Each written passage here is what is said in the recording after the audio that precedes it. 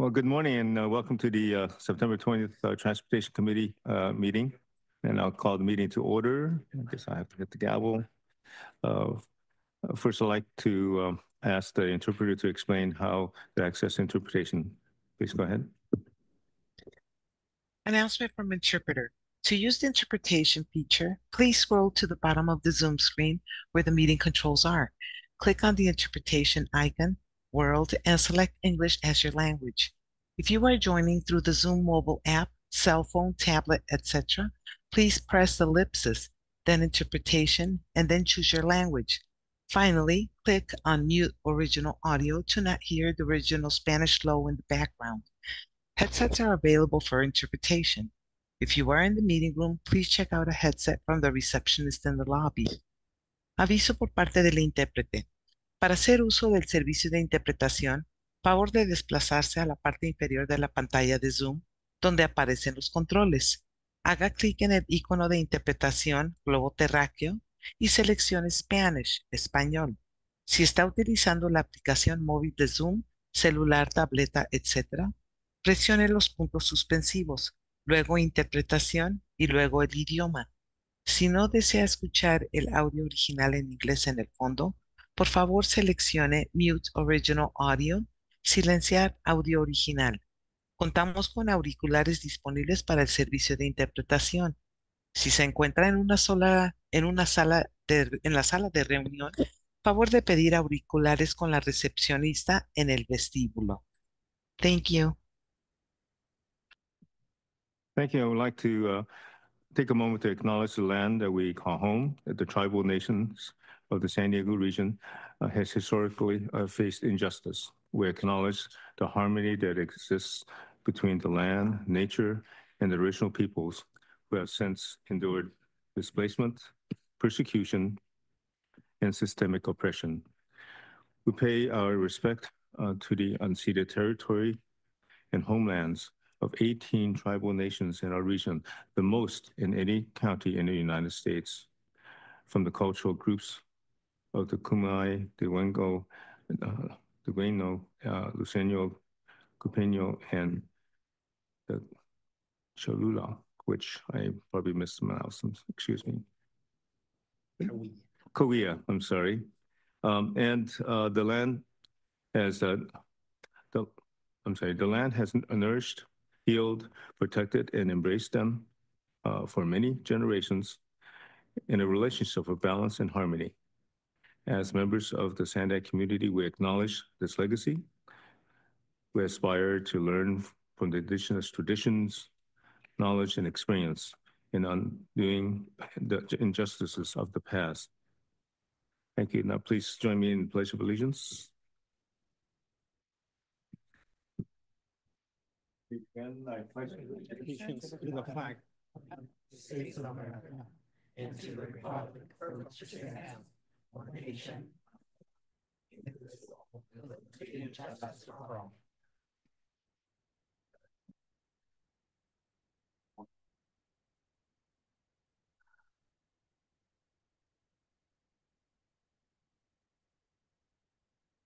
Thank you. So, Francisca, can you please confirm do we have a quorum? Thank you, Chair. We do have a quorum with 2 jurisdictions absent. Thank you. We'll go ahead and move on to item 1 with our agenda with public comments. For this morning, it doesn't look like we have a large crowd, so we'll go to 2 minutes for public comments on the general comments. And as a reminder, no comments shall be loud, threatening, profane, or abusive language that disrupts the orderly conduct of the meeting will be tolerated. Any such language or other disorderly conduct that disrupts, disturbs, or otherwise impedes the orderly conduct of the board meeting is prohibited. For our board policy, the amount of time allowed for each verbal public comment is determined based on the number of agenda items, the complexity of the items, and the number of persons anticipated to offer comments. This allows us to hear from as many people as possible and to complete all business while we still have a quorum. So based on those factors for today, we'll go with 2 minutes for public comments. Francesca, do we have any public comments on non-agendized items? Thank you, Chair. We do have 4 commenters on this item. First will be B. Mittermiller, followed by Purita Javier.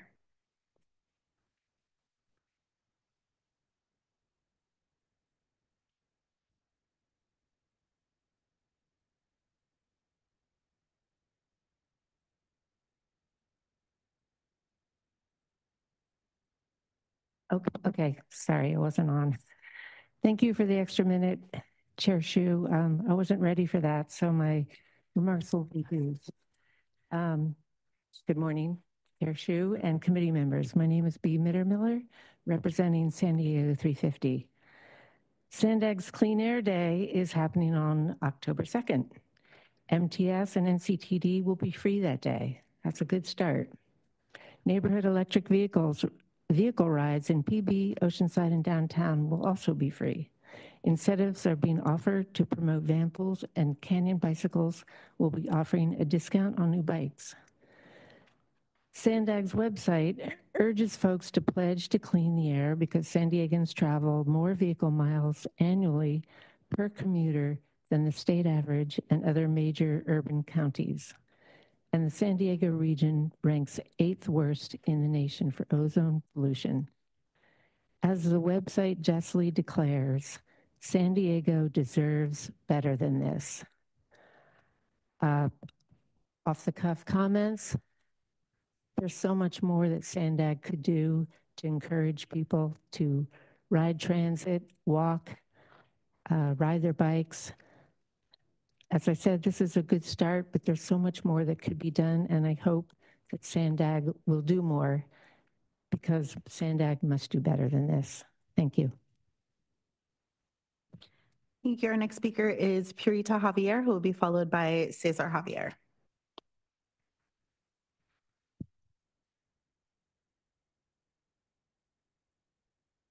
Good morning.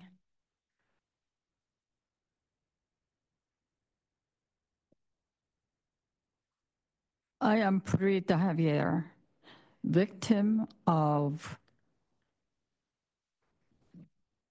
toxicity in the residential zone designated neighborhood. City Treasury Office approved the application for business tax permit of Mr. Donald Fraser's primary business type, non-metallic mineral product manufacturing, and collected a fee of $38 annually on December 17, 1984. This business actually is ceramics manufacturing with kiln industrial operation. His business is not on the list for regulatory permit required for industrial activity. This means he can locate, construct, operate, and sell the product in his own way and discretion. Selling is done through the San Diego Pottery Guild shops at Spanish Village, Balboa Park, and from customers' orders without selling permit from the state. One critical fire survey questionnaire in the application is whether or not the owner handles chemical hazardous materials. Also on owner's information, he is required a professional license number. Moreover, hobby or pastime, the owner does beekeeping and marijuana. Thank you. Your time has expired. Our next speaker is Cesar Javier, who will be followed by the original draw on Zoom. Cesar Javier, this is a jackpot for us because we saw those accountable officials of the city of San Diego and region's air pollution control district. We have the chair of air pollution control district governing body, Honorable Shu, We have also Madam Steve of District 4 region, and the staff, which I nurtured this statement, Cesar, sir, this is requiring political will. The hierarchy, political, is pointing fingers at one another. The city referred us to the county, referred us to the Air Pollution Control District. Why? Because our District 9, supposed to be our homeowners association manager, is not doing positively to address this issue. This has been in our community since 1984.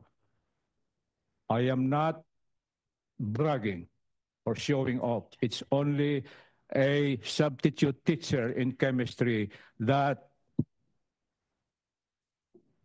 took cognizance of this threat to ourselves and to our neighbors' proximity to the site. Ceramic kiln must not be in a populated area, period. We request help from you because this is a group of rulers, governors. Please, let's end up this punishment to our growing, beautiful West Bank of Choyas Creek. Thank you. Your time has expired. Our next speaker will be the original draw. You can go ahead. Yes, I don't know if you guys are aware that there's human trafficking going on. I mean, quite a lot in our county, but also at the airport that is funded by the taxpayers, and it's at least $150,000 per flight, and they're happening on a regular basis, a couple of times a day, out of the cargo terminal at the San Diego International Airport. Core Civic is a detention center for ICE that is transporting illegal immigrants from one detention facility to another, all facilitated and paid for by the American people. And so I'm wondering if you guys are aware of that, or if you're not privy to what's actually happening at the airport. We're also, funding child trafficking, which is happening with the migrant children that are coming across the border unaccompanied. And they are being trafficked on a massive level, which is very disturbing to think about.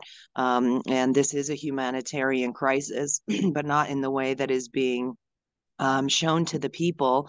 People need to be aware of the child trafficking, the human trafficking that is happening when these people come across the border, all funded by us, and something that we don't have a say in.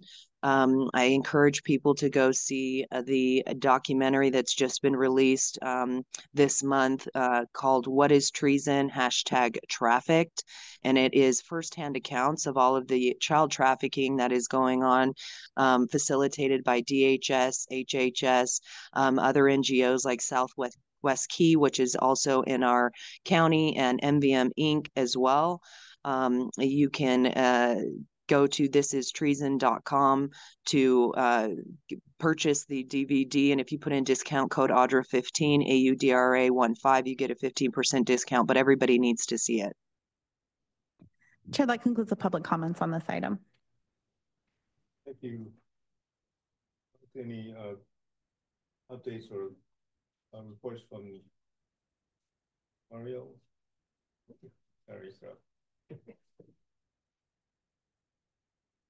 Thank you. Well, like I said to board members, welcome back, all of you. The agency has been busy, and I just wanted to provide some updates on what has been happening. We did open the Pershing Bikeway during this time, about 2.2 miles of bike and pedestrian pathways through Balboa Park, and that's a very nice project. It's about $27 million. The Inland Trails project construction has started in June, and we expect to complete this project by 2026.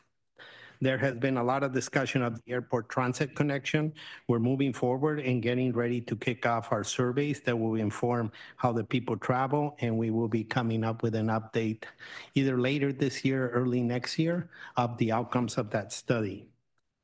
Low-sum realignment, as has been discussed, we began a value analysis to reevaluate the alternatives that are going to be put out in a new notice of preparation and notice of intent.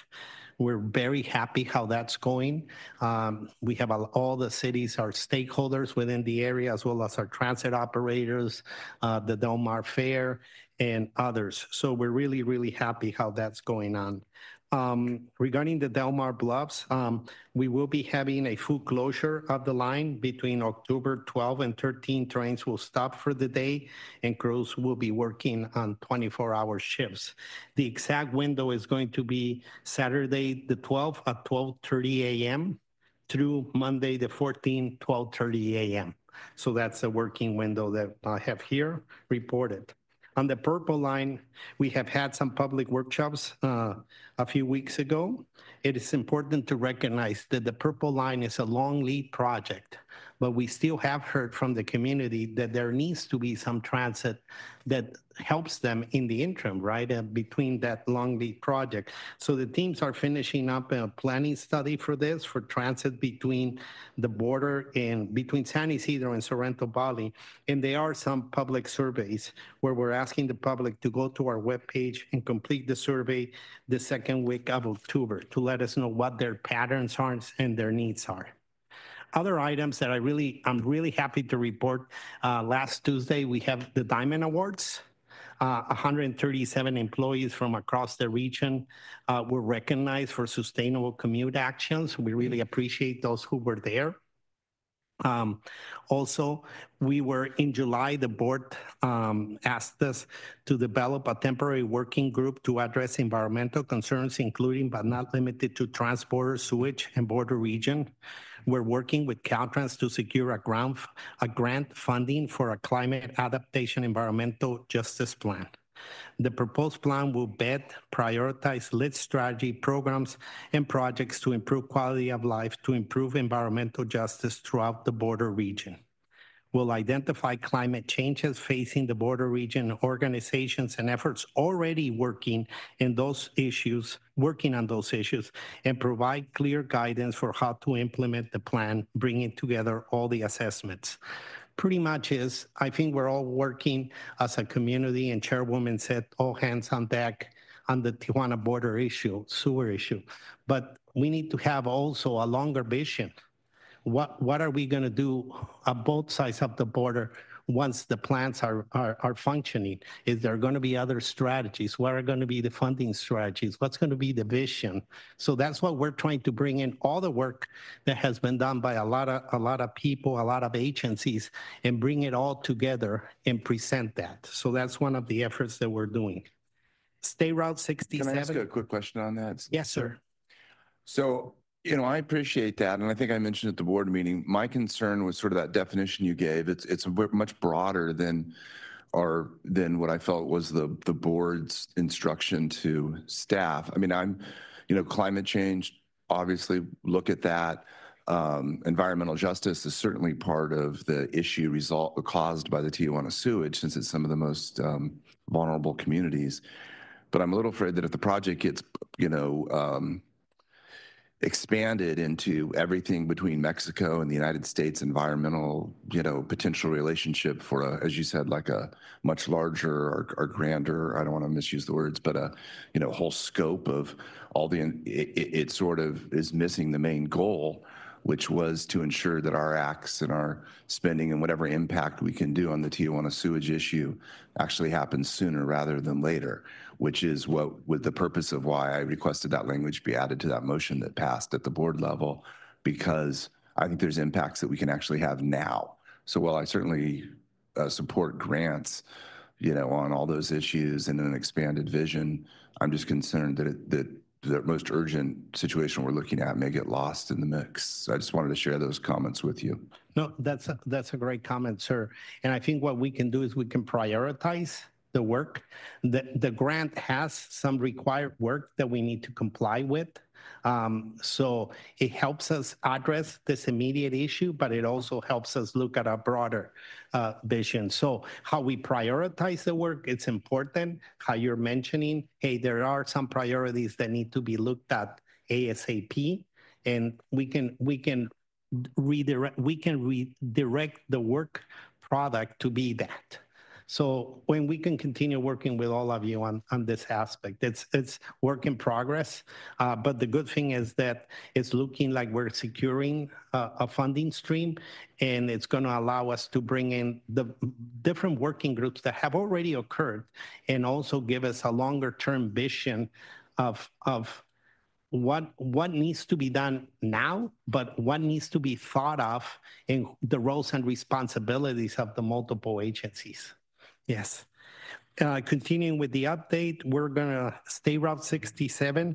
We will be bringing in November an update of the work that's being done on State Route 67, basically the environmental document that is being done for emergency evacuations in this route. This is a very sensitive issue that we have heard from this committee as well as the board and the community. So we will be bringing an update.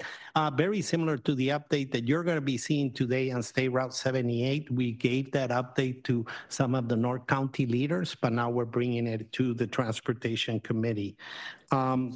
You know, and finally, I think it was already mentioned in public comments, but Clean Air Day, October 2nd, go ahead and pledge at the SANDAG webpage that you will be taking a clean commute. Transit is free. I appreciate North County Transit MTS for helping us on that aspect. And let's make the day a success. That concludes my report, Chair. Thank you, Mario. Any non-agendized comments from members of the committee? Roy? I just want to highlight an event that took place the last 2 days. There was a Community Connectors workshop that took place with Southeastern San Diego and National City area. It was funded by Smart Growth America for Mundo Gardens and the Urban Collaborative Project.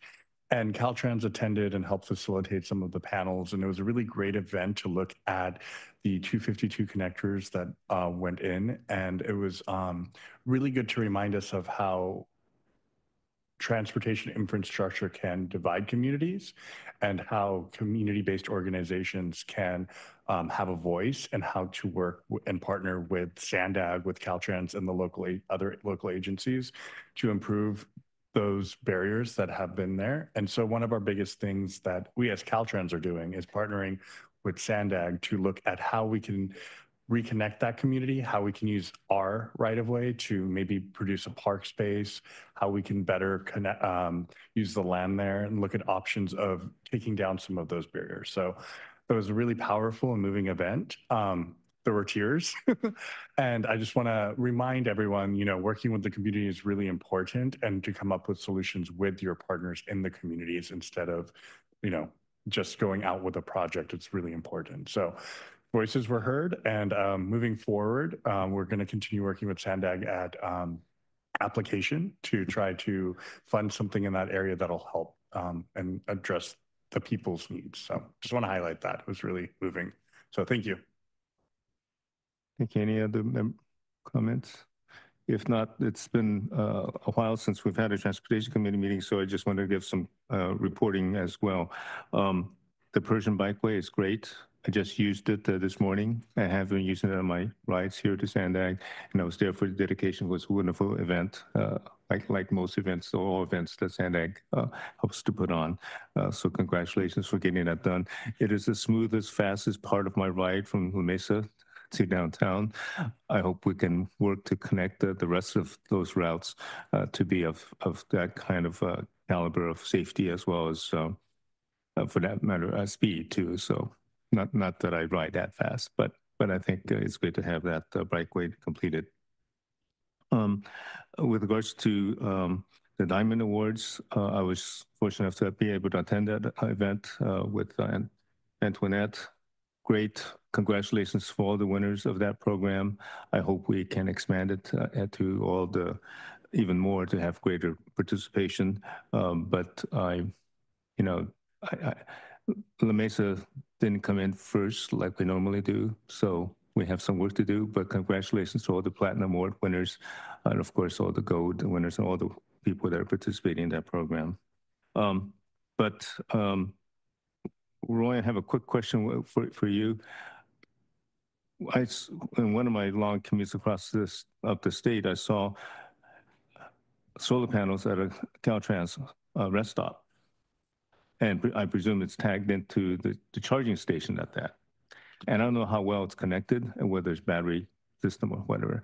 But when you speak of trying to use the public properties we do have, and Caltrans has a lot of our next star freeways, any thought of piloting a program which we put solar panels in the property that is Caltrans easement or ownership, connecting it up to a battery storage system for a quick charge system at a place like a rest stop or a boarding crossing that we're working on? So that's something we're looking at. Caltrans as the state has a lot of plans for electric vehicle charging and other like hydrogen and things. One of the challenges is there are a lot of laws and regulations that prohibit some of vending. So part of that is partnering with others. But yes, we have a committee that's being convened, a green committee that's looking at not only our fleet, but at our park and ride locations to do those opportunities. We in District 11 actually had some of the first EV chargings on our park and rides, including and worked with SANDAG at Del Lago to put charging there. So that is something we're pursuing, but we want a long-term solution. So it's just, we have to work out some of that. So yes, we are supportive of that. Great. And we're exploring a side benefit is the shade that such solar panels would also provide for those parked there. I didn't see a hand up by Chair Pinto, who is online. Please go ahead. Hi, good morning, Transportation Committee. This is Erica Pinto, representative of Southern California Tribal Chair Association. I just had a couple of announcements that I wanted to make.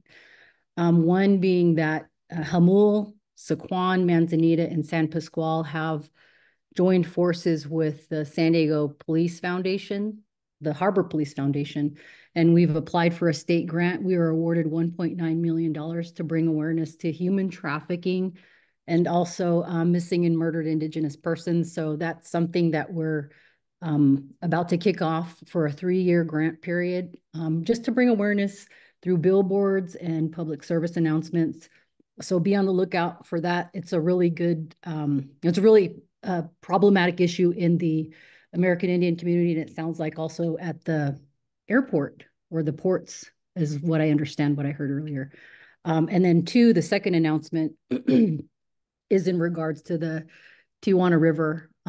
I serve on the Department of Interior Secretary Advisory Committee and also the Department of Health and Human Services Secretary Advisory Committee. And at both meetings last week, one in DC and one in Seattle, Washington, I did raise awareness to the issue and the billions of gallons of sewage over several years that have been bled into the ocean. And so I had time with Secretary Holland and also Secretary Javier Becerra, and I raised both issues, and they both gave me their word to look into it. So we are concerned about that in the tribal community too, because it does impact our food sources and where we get our material to make baskets. So the tribal community is in full support of however we can fix this, because it is an issue. And I understand also it impacts the air quality too.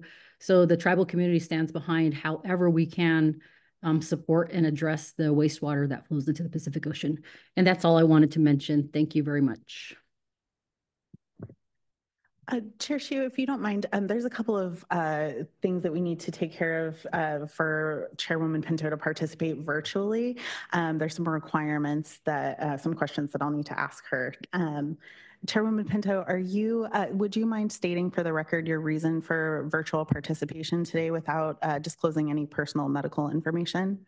Yes, I'm up here in Julian, and I didn't want to drive all the way down to San Diego to pollute the air. And is there anybody over the age of 18 with you in the room? No, unless you want to count the turkeys outside. There's nobody in the room with me. And then also, are you able to leave your camera on for the remainder of the meeting? Yes. Okay, and I'm going to defer to legal counsel because I know that there are only specific reasons that qualify for virtual participation as a member. So Betsy, would you be able to advise on that? And Chairwoman, was it for convenience that you're participating remotely? Yes, I live in Julian now, and it was just very convenient. I know I feel like I haven't attended some meetings. I've missed some meetings, but it's just a convenience. It's an hour drive from Julian to downtown San Diego. So the basis to do remote participation are two options: for an emergency or for just cause. And although I can appreciate the convenience of remote participation, the law provides that there have to be certain standards that are satisfied. For example, providing childcare, if you have an illness, a need related to physical and mental disability. You're not traveling on official business, are you, for the tribe? Okay. That would be another basis for just cause. So for this meeting, you're certainly welcome to view the meeting, but to participate as an advisory member under the just cause exception, this purpose wouldn't qualify. Okay, I understand. Thank you very much. So Betsy, in terms of having you participate to the degree of making comments and giving us input, that's allowed, isn't that? Yes, she can comment during public comment. I see. So I can make allowances through public comment to let her have to participate and for us to receive comments. Thank you. Got it. I just had some other last minute comments as well. One is I really appreciate SANDAG working ahead on the purple line, getting public input for that line. But, you know, I have a kind of a, I guess, a personal technical issue in which, rather than calling it the San Ysidro to San Ysidro, Sorrento Valley to San Ysidro, I like to call it the line that we're considering from Sorrento Valley past the border to Tijuana. So I think that's, if we look at it from that perspective, it'll help us plan better and know that that border is a soft border, given how many people have to cross it every day. In full transparency, Chair, the planning study that we're doing is not looking crossing the border on the purple line, the study that I referred for the survey. So I just wanted to manage expectations. Right, but we do have a pilot program looking at transit crossing the border, and I hope we take that into consideration when we do the public input process. And I think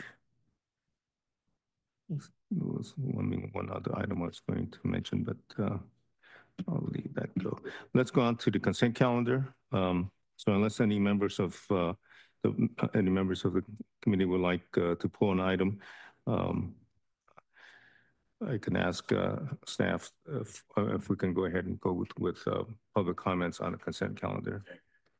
Thank you, Chair. We have one public comment on consent. The original draw, you can go ahead. Interesting. Yes, for the Regional Active Transportation Program, seems what we're doing is spending a lot, millions of dollars on bike lanes, and you know, there's more people that are driving than taking the forms of transit that you guys are trying to push. I understand, Jack, you ride a bike and some others do, but for the most part, people are driving and our roads are suffering, and it would behoove us to spend more money fixing the roads and making sure that those are upkept, especially if you even want people to use public transit, which use the same roads. But I'm finding that there's, you know, lots of money that is being spent on something where there aren't the people, you know, vying to actually use it. And is it going to be, you know, it's similar to the public transit where there's not very many people riding, and it is tending to be a waste of money. And I'm wondering how, if our goal is to get people out of their cars and to walk and bike, how does that fit in with the illegal immigrants that are coming across the border and are getting on charter flights several times a day, which would be adding to your GHGs and wouldn't be in following the climate action plan, as well as using charter buses, the Damaris Express Inc. buses, as well as even the Border Patrol buses and different things like that. If we want to encourage that, then we should be encouraging it across the board. And if you're trying to push a climate action plan, then you would think that that would be something that is concerning to you, which would be adding to your numbers of greenhouse gas emissions that you're calculating. And all of that would be then coming down. The punishment of that would be coming down on the backs of the people in the community who, are the ones that are kind of having to pay the price for this. So I'm just wondering how you bring that into your plans, if you even think about that, or if, we just have to kind of ignore it because we ignore everything else going on with the border. Chair, excuse me, that concludes the public comments. Thank you. Do we have any last minute questions or concerns about the consent calendar from board members? If not, I entertain a motion to move with the consent calendar. Moved by Supervisor Montgomery Stapp. Second. And seconded by Councilmember Duncan. Please vote.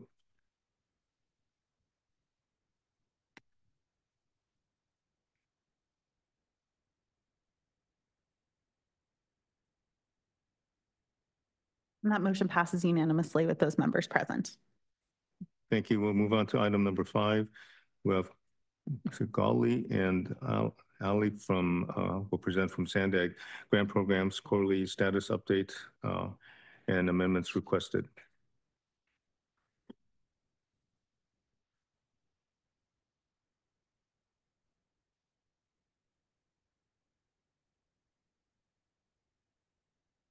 Good morning, Chair Shu, members of the Transportation Committee. My name is Goldie Herban, and I'm on the SANDAG Grants Distribution Team. I'm joined with my colleague Ali here today to give you a quarterly status update on SANDAG grant programs that are pertinent to the committee. This update reflects the status of awarded agreements between the periods of April 1st to June 30th, 2024, based on performance and financial reporting. Additionally, we'll be presenting information on several amendments that are here up for your consideration and approval.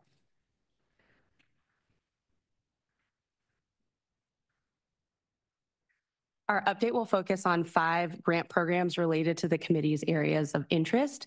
Those include environmental mitigation, specialized transportation, smart growth, and active transportation. This slide illustrates the metrics for the 5 grant programs in totality for the period that we're discussing today. So there are 63 active projects. Completed projects are a total of 16. 9 projects have been placed on the watch list. In addition to that, we've gotten 4 amendment requests and 2 early withdrawal requests this reporting period. So the first program I want to talk about today is called the Environmental Mitigation Program Land Management Grant Program, or EMP-LMG. This program provides funding to land managers to maintain and enhance regional preserves. It also provides funding to protect endangered species and their habitats. During this reporting period, there were 17 active projects. 2 projects were completed. Those included the City of San Diego's Lower Otay Reservoir project that expanded coastal cactus wren territory. And the second completed project was the San Diego Audubon Society's Silverwood Ainstein Preserve project. That project had 2 elements. One, it carried out a survey at the Silverwood Preserve, and then it installed 13 linear feet of fencing on the Ainstein Preserve to protect sensitive habitat. The EMP-LMP program received 1 project amendment during this reporting period. It was from the San Diego River Valley Parks Joint Powers Authority, or JPA, for their West Bernardo Mountain Habitat Restoration Project. This was a request that asked for a minor scope of work amendment change. They wanted to add an additional site that was better suited for cactus planting. The project tasks and goals remain largely unchanged due to this amendment request. So for each grant program, we'll provide a project showcase for a recently completed project. For the EMP-LMP program, I want to highlight the City of San Diego's Lower Otay Reservoir project. This project expanded coastal cactus wren territory by providing weed management and planting over 5,000 cactus plants. ultimately leading to the restoration of 12 acres of habitat for the coastal cactus wren. Alliteration challenge there. The photo on this slide is, on the left side, is the planting of the cacti on the Salt Creek Preserve, and then the close-up photo on the right is a coastal cholla cactus on the project site. As mentioned earlier, there's one EMP LMG amendment request, and that is for the San Diego River Valley Park JPA's project. This project enhances and restores suitable habitat for the coastal cactus wren by creating additional territory and installing 2,775 one-gallon cacti plants. The grantee has requested the scope amendment again to add a project site nearby that will be better suited for cactus installation. So the grantee proposes to install 400 cactus plants at the original site. It's indicated by the yellow boundary line on the slide. And then they would like to install the remaining number of plants on the west site. It's really small here, but it's indicated where it says west site. There's a green arrow and a green dot there. Details on this amendment request are in attachment 4 of this item. Additionally, JPA staff are here to answer any technical questions on the project if you have any. Now I'll turn it over to Ali so that she can talk about the specialized transportation program and this period's updates. Hello, everyone. I'm Ali. I'm the program manager for Specialized Transportation Grant Program, otherwise known as STGP. STGP funds innovative transportation service programs for older adults and people with disabilities. During this reporting period, we had 36 active projects. 10 projects were completed, and we had 6 projects on the watch list. The San Diego Center for the Blind vehicle project was placed on the watch list for operating their vehicle under the 20-hour weekly service minimum. And ARC of San Diego had 2 grants on the watch list, and FACT had 3 grants on the watch list for late reporting. We didn't have any amendments executed this reporting period, but we did have 2 early terminations or withdrawals that require amendments that we wanted to inform you about, and I'll discuss more on that later. So here's our project showcase slide for SCGP. This is a photo from Jewish Family Service on the Go transportation program, which provides rides for older adults to go to medical or personal appointments, social activities, or any other place folks would like to go. So hopefully that all puts a smile on your face. I know when I saw it, it made me smile. And we, as I said before, we had 2 vehicle grants that will be terminated early. These are the early withdrawals I spoke about. These are FTA Section 5310 vehicle grants that will need to be terminated early. One is Renewing Life. Renewing Life grant requested to terminate their grant early because their nonprofit is dissolving. MTS requested to terminate their grant early because the vehicles that are on this grant were not a good fit for their needs. As you can see from these charts, both of these grantees were not able to fulfill the number of trips included in their scope of work despite being 3 to 4 years into their grants. Renewing Life had only completed 10% of their scope, and MTS had only completed 9% of their scope. As a consequence, both agencies lose their cash match that were contributed to purchase the vehicles, and MTS understands that the inability to complete their scope could negatively impact future applications that they submit for the SCGP competitive funding cycles. Ali, I have a quick question for you from MTS over here. Yes. The minivans that were returned or potentially returned by MTS as being insufficient in size and capacity in lieu of the 450s that they now need, is there any, I guess, negative aspect to that other than turning them back? Is there a liability that remains as a result of the grant by not fulfilling? Because now we have used vehicles we're returning without fulfilling the grant. Yes, so I wouldn't say liability, but that's actually something I'm gonna get to. Is we do have to figure out what to do with these vehicles.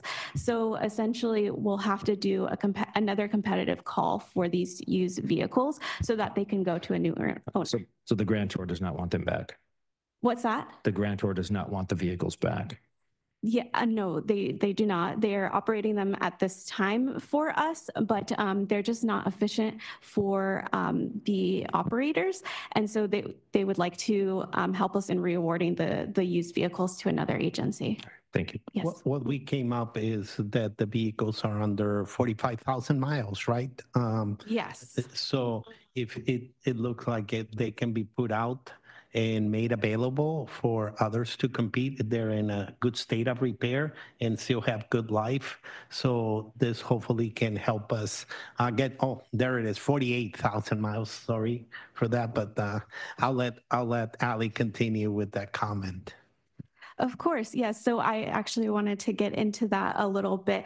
As you suspected, now we have to figure out what to do with these vehicles. And fortunately, the minivan from Renewing Life is the same type as the minivans from MTS.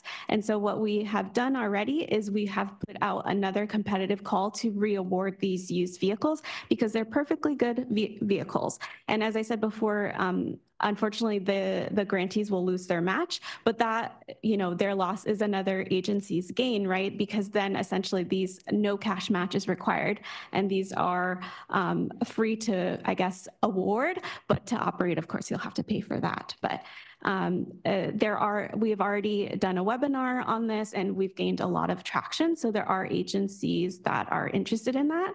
And so that is, this is, as a result of these withdrawals, we do have to do another competitive call.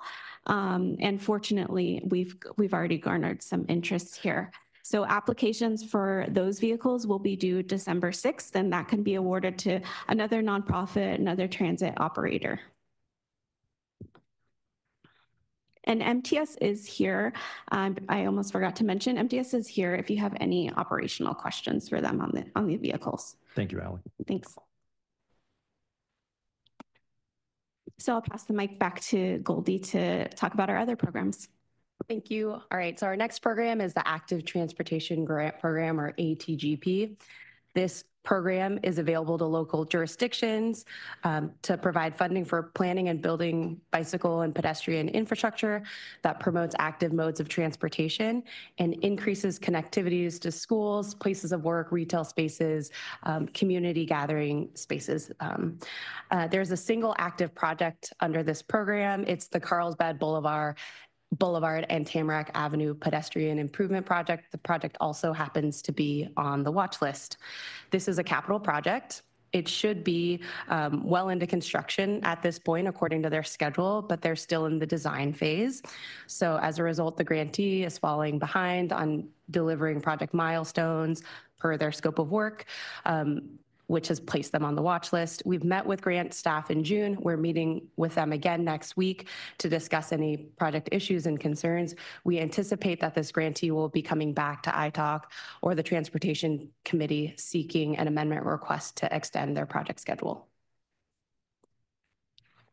The next grant program is entitled the Smart Growth Incentive Program, or SCHIP. SCHIP funds comprehensive public infrastructure projects and planning activities that lead to compact, mixed-use, and transit-oriented development. The main objective of this program is to increase transportation and housing choices. During this reporting period, there were 9 active projects, and there were 3 projects that were completed. Of the 3 projects, 2 of them were completed by the City of National City. The first one was the Sweetwater Roadway Bikeway project. That was a capital project that constructed 1.2 miles of protected bike lane. Other project elements included a road diet, intersection improvements, and pedestrian enhancements. The second National City project that was completed was the Together We Plan project. This was a planning project and included a focused general plan update, in addition to a climate action plan update and community outreach, and other related activities. And then the third final completed project was by the City of San Diego for the Downtown Wayfinding Signage Cycle Network project. That was a capital project that installed new wayfinding signage that complements the recently completed downtown wayfinding system. There are 2 projects placed on the watch list for the Smart Growth Program. Those included the City of El Cajon's Main Street Green Street project and the City of San Diego's Downtown Mobility Cycleway Improvement project. These 2 projects are under investigation by the Department of Industrial Relations, or DIR, for potential labor compliance issues. Attachment 2 of the discussion memo provides more details on these watch list projects. Therefore, due to these ongoing DIR investigations, SANDAG staff are requesting an administrative amendment for these 2 projects. Both requests will extend the termination date by 2 years so that the DIR can finish their investigation and the grantee can wrap up their project. The third amendment for the Smart Growth Program before you today is Lemon Grove's Connect Main Street Phase 1 and Phase 2 project, and I'll talk about that on a forthcoming slide. But first, I want to just showcase the Smart Growth Incentive Program's completed project by the City of San Diego. This is the Downtown Wayfinding Signage project. The project included the installation of new wayfinding signs, again, that complement the recently completed downtown wayfinding system, and adding signage for the new cycle network that's throughout downtown. The images here include the new wayfinding signage. So on the top right photo is a brand new emblem on a new post. You can see that it's new because there's coring in the sidewalk for that brand new post. There's also added signage to existing city infrastructure, like the directional signage on the bottom 2 photos. And then finally, the project also included pedestrian kiosks, like the one on the top left. Here, for pedestrians, this can be found at Cortez Hill, not that far of a walk from here. The project facilitates an experience that will promote cycling and walking and provides directional and destination signage for residents, workers, and visitors to access the new cycle network. The final Smart Growth Amendment before you all today is the City of Lemon Grove's Connect Main Street Phase 1 and Phase 2 project. The project will construct pedestrian and bicycle facilities on Main Street between Broadway and San Miguel. The city has received 1 prior time extension for 7 months, and their current expiration date is August 20th, 2024. The project is in active construction and it's moving along well, but due to long lead times for electrical equipment and an MTS backlog in right of entry permits, they've been delayed. In early August of this year, the city requested a second amendment to extend their expiration date by another 7 months so that they can complete construction and close out the project.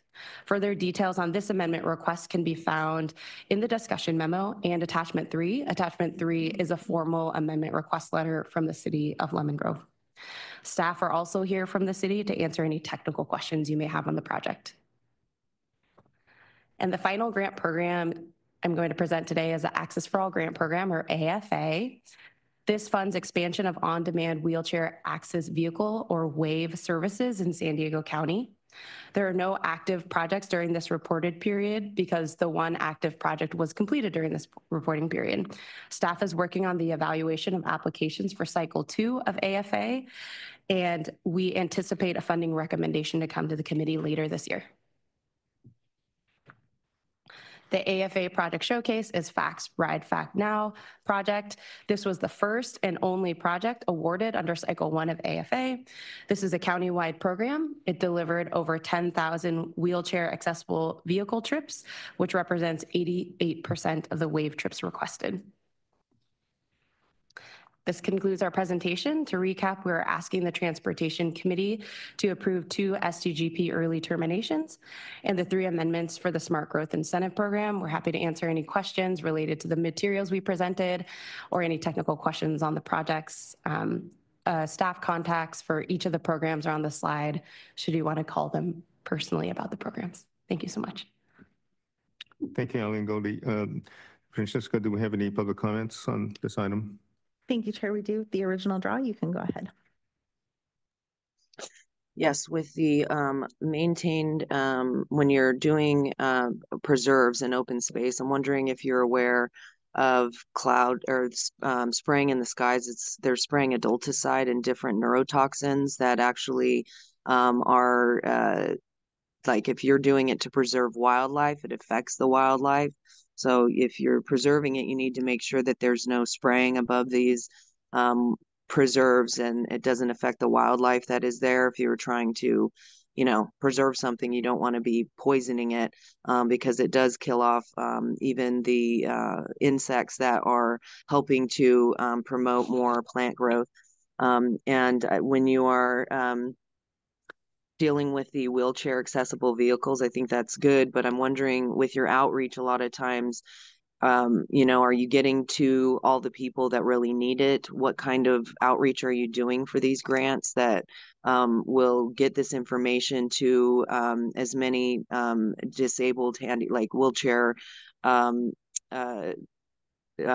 individuals that have to be in a wheelchair, and are you denying some of them for certain reasons? Because I know sometimes even with the senior, the specialized transportation, sometimes people are being denied these services, even though would be their only way to be able to get around and get to doctor's appointments. So I think you need to make sure that when you're giving these grants out to whoever these entities are that are providing the service, that they're making sure that it's accessible to as many people as possible, and that they're not being denied due to some minor issue. And again, that you are making sure that you are getting the information out to these people, not just expecting them to come to you and find the services. Because as someone who was wheelchair bound for 8 years, this kind of information isn't necessarily easily found or and accessible. So as long as you do that, I think that the more you... Thank you. Your time has expired. Chair, that concludes the public comments. Thank you. Do we have any member comments or questions? Councilman Duncan. Thank you. I just have a brief request that when we look at the cycle grants in the future, that maybe we could include any history over the last 5 years of grants that did not complete from those applicants, and the background on that, because I don't remember ever when we looked at the grant awards in the future from applicants, that we've ever had the information that, hey, they only did 10% of their rides on their last grant and turned the vehicles back in and things like that. I think that would be instructional to this committee as well as to the board. Thank you. Councilman Cito. Yeah, thanks for the presentation. Appreciate seeing the completed ones too. It's nice to see the good work that we're doing. I have a few questions, one of which is, I fully appreciate and once was a board member, not currently of the River Valley one, but, not being intimately familiar necessarily with the evaluation criteria, would you say it's fair that the original grant application was scored similarly or just as good if this change was incorporated as part of the original grant application as it did to win the grant award to begin with? The changes to the EMP LMG amendment request as a result of the amendment request does not change the competitive application that was submitted. So it would have scored just as well and would have been likely awarded a... I want to confirm, Lauren. Okay. I'll bring up the program. Yeah, great, thanks. Hello, members. Yes, I can answer that. So from the competitive process, one of the eligibility requirements for the 10 cycle grants was that it had to be in the management strategic plan area. Thankfully for San Diego River Valley, their entire preserve is in that area plan. So it does not disqualify or push them out of the competitive process. Okay, thanks. Sounds good. And then with respect to the vehicles that are being returned for the 2 grant applications, can we confirm that we didn't award any other grants that were used or expected to be used for the operation of those vehicles? So, they're returning the vehicles. We haven't given either of those organizations funds to operate those vehicles through a different type of grant, have we? No, we have not. Okay, thanks. And then just for my own edification as well, the ones that the El Cajon and San Diego one that have the DIR investigation compliance issues, One says the project's done, the other one says it's almost done. I'm assuming the intent of extending this is we will hold on to the funds, of the grant funds until those investigations are done. Is that correct? You're correct. The labor compliance issues need to be resolved before Right. we release the final payment and retention on that. And I assume at least in the case of like almost done, they can finish the project. They just won't get grant funds until that investigation's completed, correct? Correct. And in the situation of the city of San Diego, their project is done. Yeah, right. That's, So I saw that. It's just the uncertainty of how long it takes the DIR to investigate. Yeah, and then just, don't want to knock a neighbor, but the Carlsbad won 2015 grant, and it looks like they'll be coming for a 3-year extension. So that means, I don't know how common it is for our grants to take 12 to 13 years if it actually succeeds at that point. But I'm assuming they're well past the original schedule at this point. So it's not just like they're on the watch list. They've already asked for extensions and that kind of stuff. They've asked for multiple amendments. It's the longest grant project that we've had to date. Their current expiration is August 2025. Okay. Yeah. Wow. Okay, thanks. Councilman Duncan. Thank you. Just two very quick clarifications. So when an applicant applies for a grant of money, which is what they receive from SANDAG, it's money. They don't receive vehicles from us. So when they receive the money, part of their grant is they'll spend the money on vehicles, for instance, if that's the grant, and then that includes their commitment as to what they will do with those vehicles. That's what we're talking about here. It's pretty straightforward, right? That they did not comply with what they said they would do, and because of that, they're returning the vehicles. And I just want to make a quick point. I think Director Musgrove mentioned something about, hey, did the grantors want the vehicles back? There is no grantor of the vehicles. We're the grantor. We granted the money. So this is just a problem that's basically dumped on us now to solve as to what to do with these vehicles and see if we can possibly have them meet some portion of the utilization they originally were promised to be used for when we granted money to the grant requester. Yes, you're correct. Any other comments, questions from any board members? I have a couple of quick ones. Actually, for the record, is that Lori? You made a comment on that program. Yes, Lauren. Just give us your name loudly so that we can get it recorded. Yes, my name is Lauren Lee. Thank you, Lori. Allie, those 15 vans, what's the approximate value of the vans that are being returned? So when I had them valued a couple months ago, they were $4,800 each. But the original value, I presume, was quite a bit higher. Yes, it was. Yes.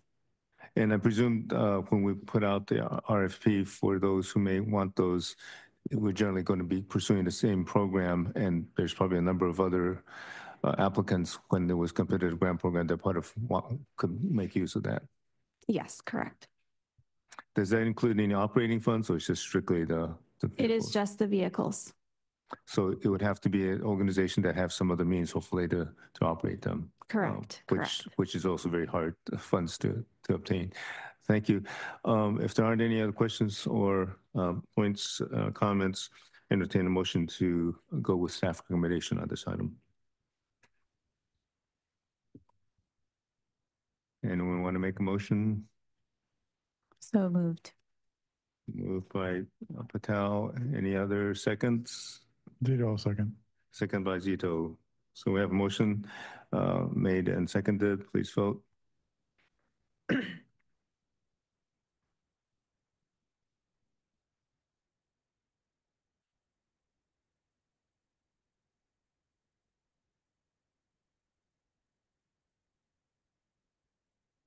That motion passes unanimously with those members present. Great. We'll move on to item number 6. This is time and place set for the public hearing concerning the project funds of the 2025 Regional Transportation Improvement Program.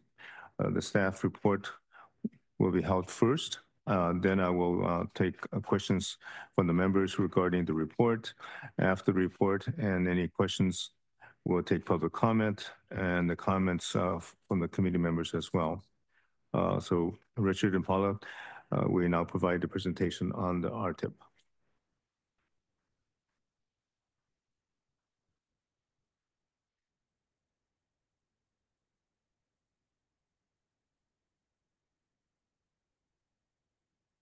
Is there a PowerPoint? There we go. Thank you.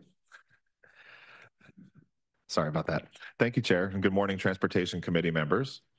I'm Richard Radcliffe, and I'm here with my colleague Paula, and we're here to talk about item 6, which is the proposed final 2025 Regional Transportation Improvement Program, or RTIP. And as Chair, she mentioned, part of this item will involve a public hearing on the 2025 RTIP. Prior to this hearing, Paula and I will provide you with an overview of the program as well as the social equity analysis that was done for the 2025 RTIP, including the methodology and the results. After that, we'll turn it back over to the chair to begin the public hearing, I guess after the member comments and questions. Okay, so what is the RTIP? The RTIP is a list of transportation projects that come from the SANDAG Regional Plan, the capital budget, and the Transnet program of projects.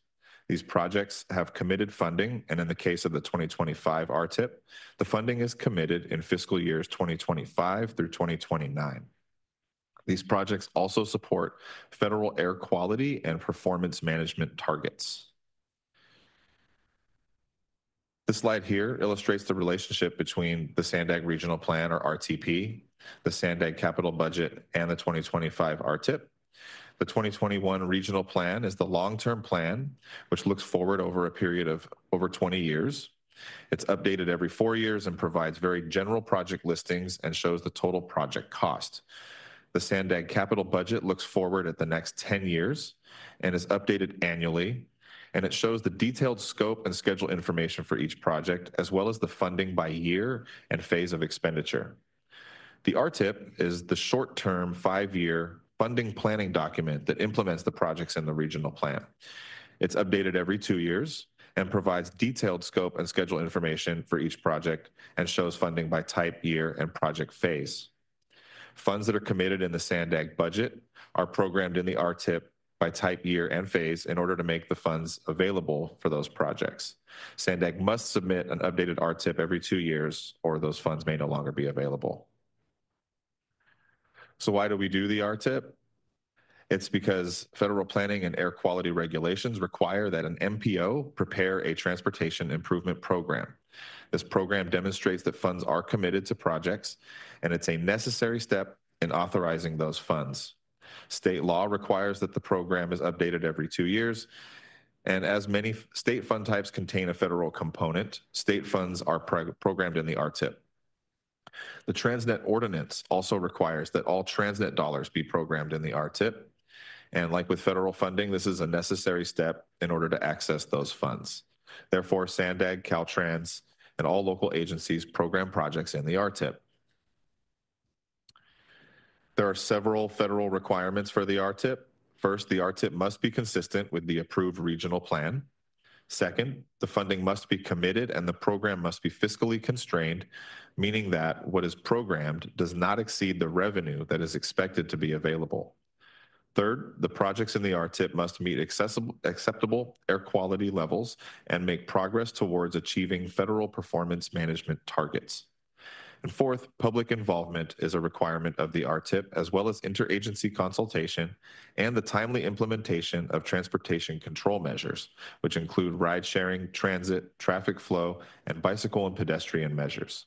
It's this requirement for public involvement that brings us here to today for the public hearing. Projects funded with Transnet must be programmed in the RTIP as required by the Transnet ordinance. In order for an agency to access their local street and roads funding, it must be programmed in the RTIP. There are some other requirements that must be satisfied for Transnet funding to be used. A jurisdiction must hold a public hearing on their Transnet program of projects and provide a signed council resolution to SANDAG prior to their projects being included in the RTIP. Also, at least 70% of local street and roads funding must be utilized on congestion relief projects. Transnet-funded projects must also include accommodation for bicyclists and pedestrians. And Regional Transportation Congestion Improvement Program, or RTCIP funding, must be used to improve regional arterials. This here was provided as part of attachment 4, along with the next slide. And this basically shows the funding in the 2025 RTIP separated out by project mode. It's worth noting that the modes are basically categorized, the projects here and under these modes are categorized by their designations in the regional plan.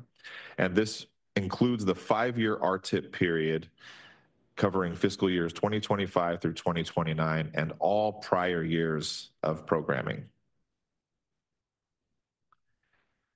This chart here is very similar to the last one, except this is only for the current 5 years of the 2025 RTIP covering fiscal years 2025 through 2029.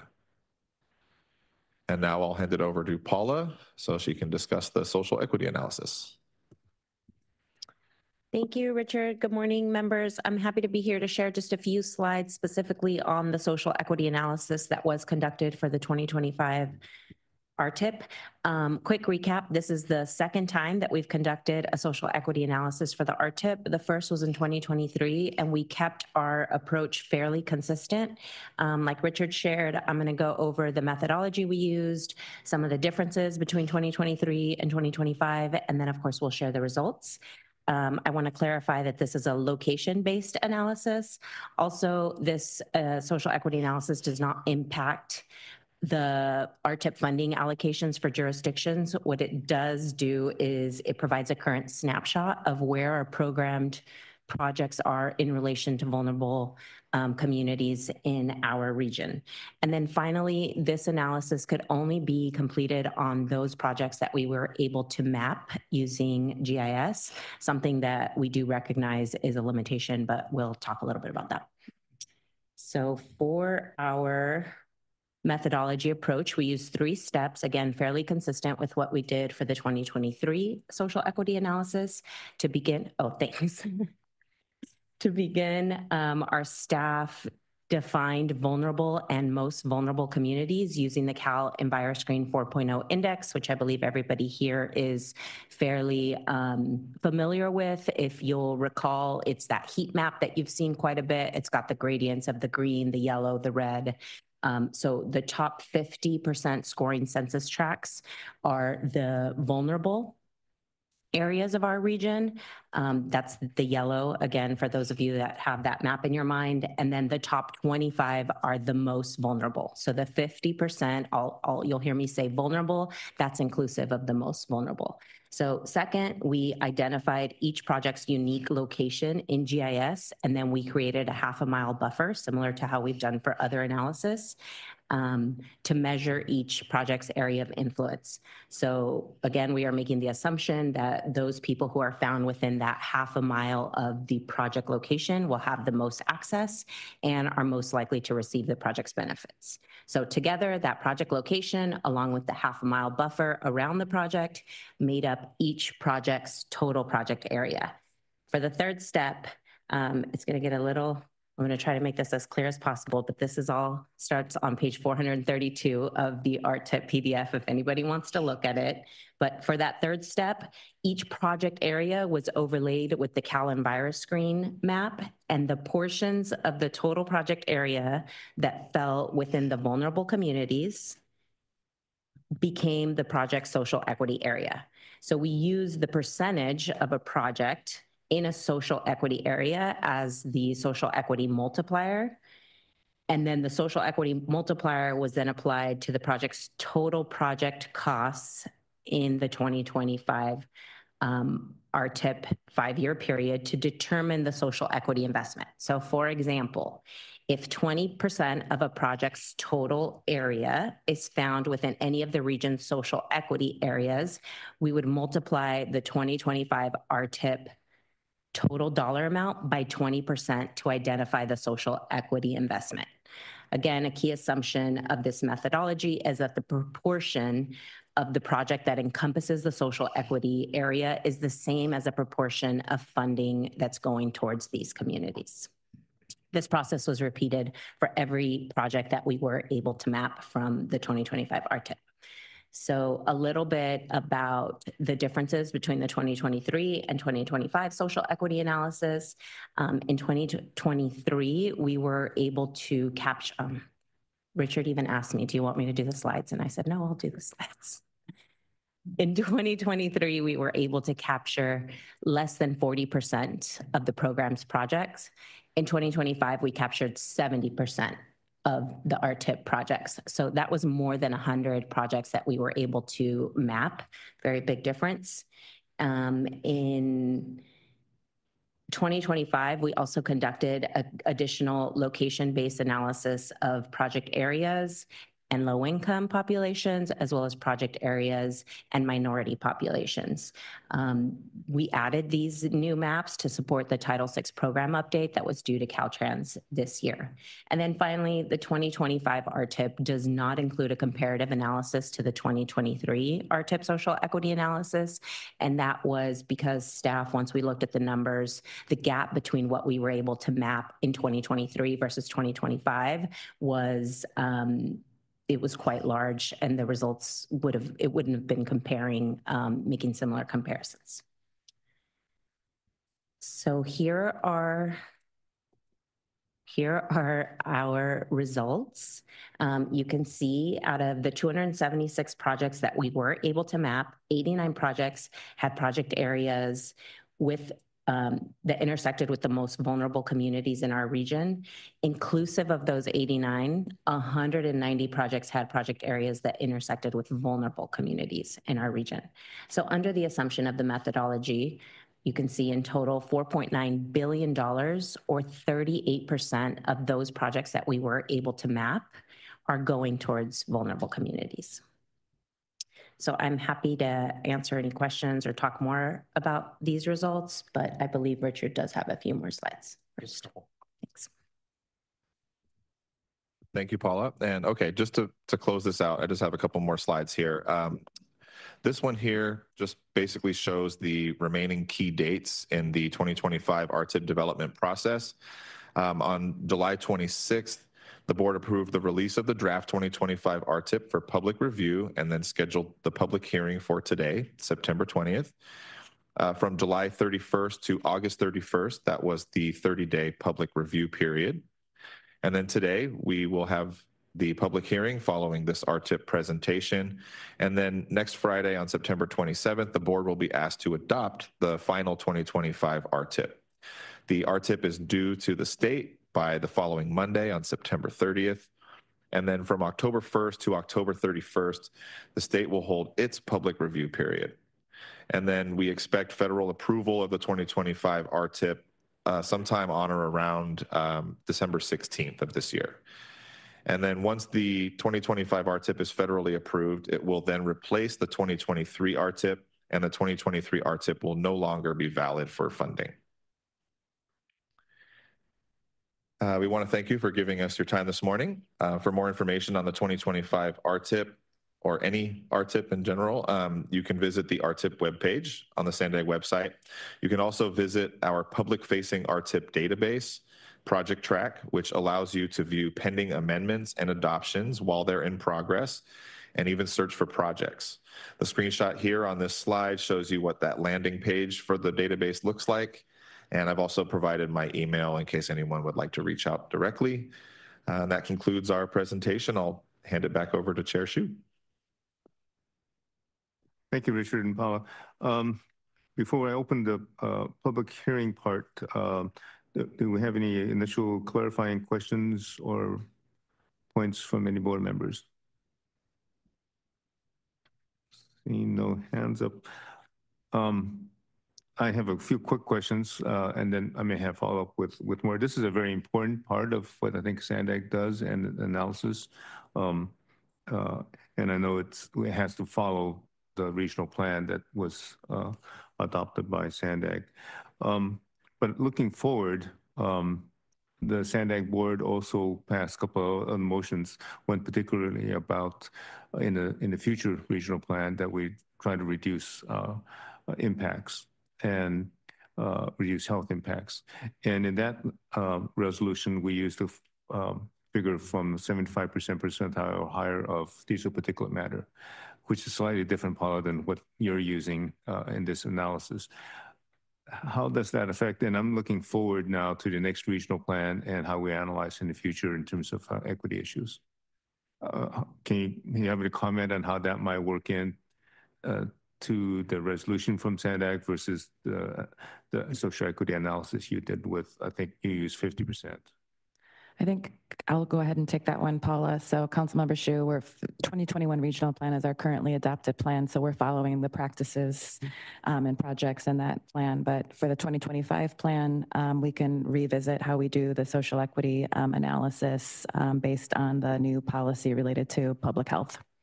Great. And I know this report is based on what we had before. I'm just trying to look forward to what we may be looking at in the future, which may be even more work for Paula because she may have to do 2 of these. When what the resolution did and what the other rules for analysis is by the federal government as well as the state. The other aspect is I posed this question before of SANDAG staff, and I just want to give you I'm going to probably ask this question from the audience in the future, but what is the historic aspect as well? I know this is a point in time analysis, but I'm also interested in what has been the funding analysis of funding from the past 10, 20 years with regards to transportation funding of projects. And I don't know how you want to work that into it. It may be something beyond our scope, which I could understand that being a problem because of all the other work that you have to do. But I think that's very important because if we had, when we deal with equity, it's not a point in time. Equity means we try to deal with what has happened in the last 20, 30 years with regards to transportation planning and to work that into the analysis as well. So I just want to give you a heads up on that. I think that's important. With that, I have other comments. I'm going to save them for later, but thank you so much for your work. Let's officially open the public hearing. Public hearing is now open. Francesca, do we have any public comments?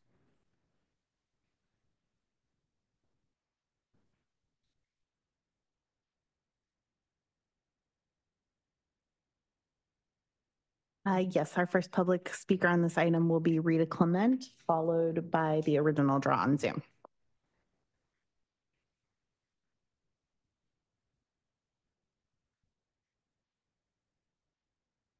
Orso, CEO, and Transportation Committee members.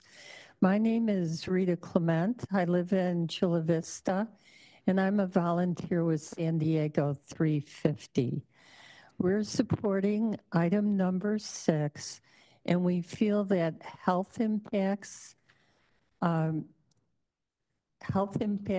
quality, and the equity involvement must be emphasized. To keep San Diego safe, livable, and thriving, we need to invest in projects to reduce traffic, fix crumbling infrastructure, and improve transportation countywide to make life better for all San Diego County residents now. We need to focus on getting more cars off the road by expanding the transit system. And I would like to thank staff for their presentation and their hard work. Thank you. Thank you. Our next speaker will be the original draw, who will be followed by Catherine Rhodes. It's interesting that in 190 vulnerable areas, you're just going to spend 4.9 billion, but in 89 of the most vulnerable, you're spending less, 830 million. So I don't really understand how that works out. If you're wanting to help the most vulnerable, it seems like they're kind of not getting the equity in that. And the way you talk about using roads for congestion relief, and you want to reduce traffic, everything that you guys are doing to with the driving is actually causing more traffic and more greenhouse gases. But when you talk about reducing health impacts, I mean, if you planted more trees, then you would, and CO2 is actually something that's good. If you go to a greenhouse, they put CO2 in there and it makes the plants grow bigger and and they're more vibrant. So I don't understand, well, I do, because this has all been perpetuated, and it's a lie to the people to act like we need to reduce carbon, especially when we're the carbon that you guys want to reduce.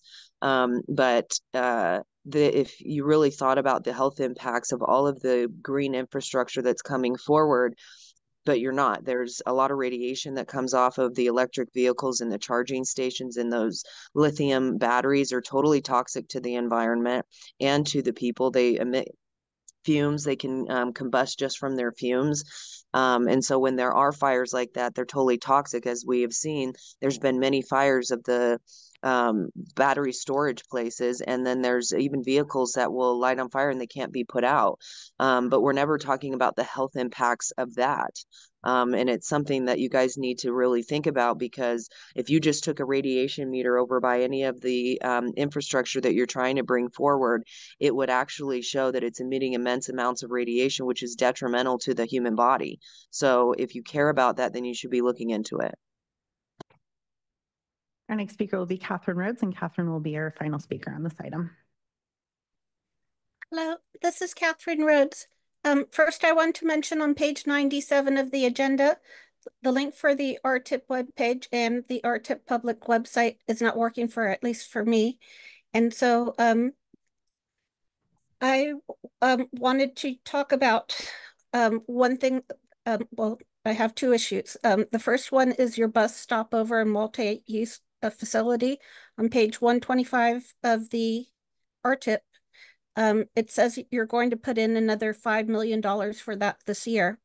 And, I still have my issues with seismic, and I have them to your audit committee, your auditors, and hopefully they'll give you some good information.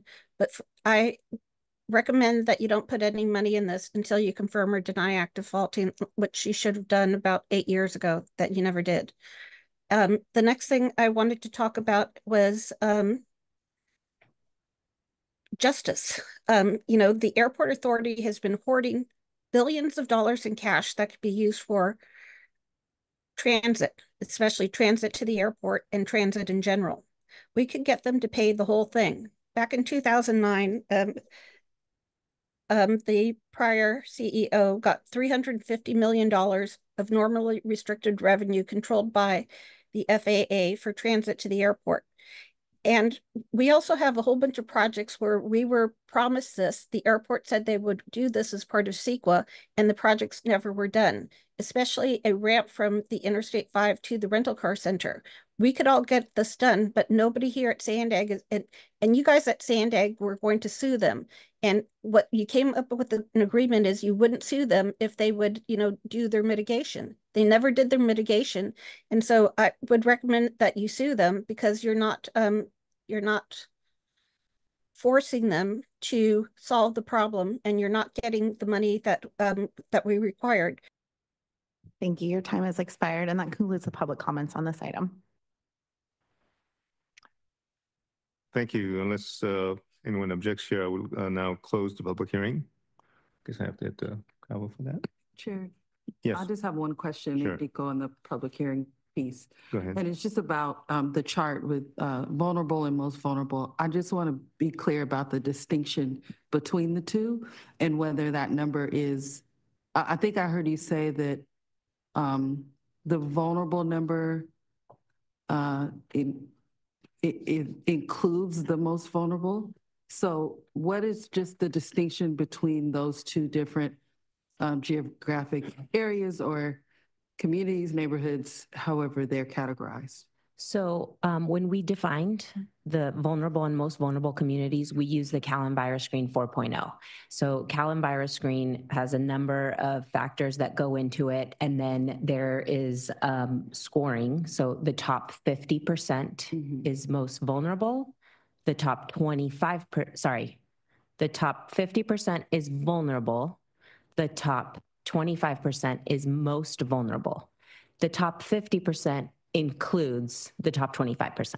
So like if you're looking at Kaalmada Screen, that's right. You're going off of, okay. That's right. So like if you're looking at the map, there's the red areas in the region.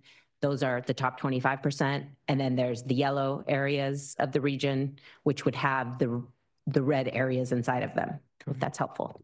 Okay, yes, it is. Thank you. Yep. Any other comments? I don't see any. Could we go back to that slide of the vulnerable and most vulnerable again, since that's where we have some critical data. So if I add both the most vulnerable and vulnerable, obviously that's less than 50%. Yet those two populations would actually be the most vulnerable 50% or so. Is that my correct reading of that? I think it's the reverse of what you just said. So the vulnerable, the vulnerable includes the most vulnerable numbers. The 89 is included in the 190. That's right.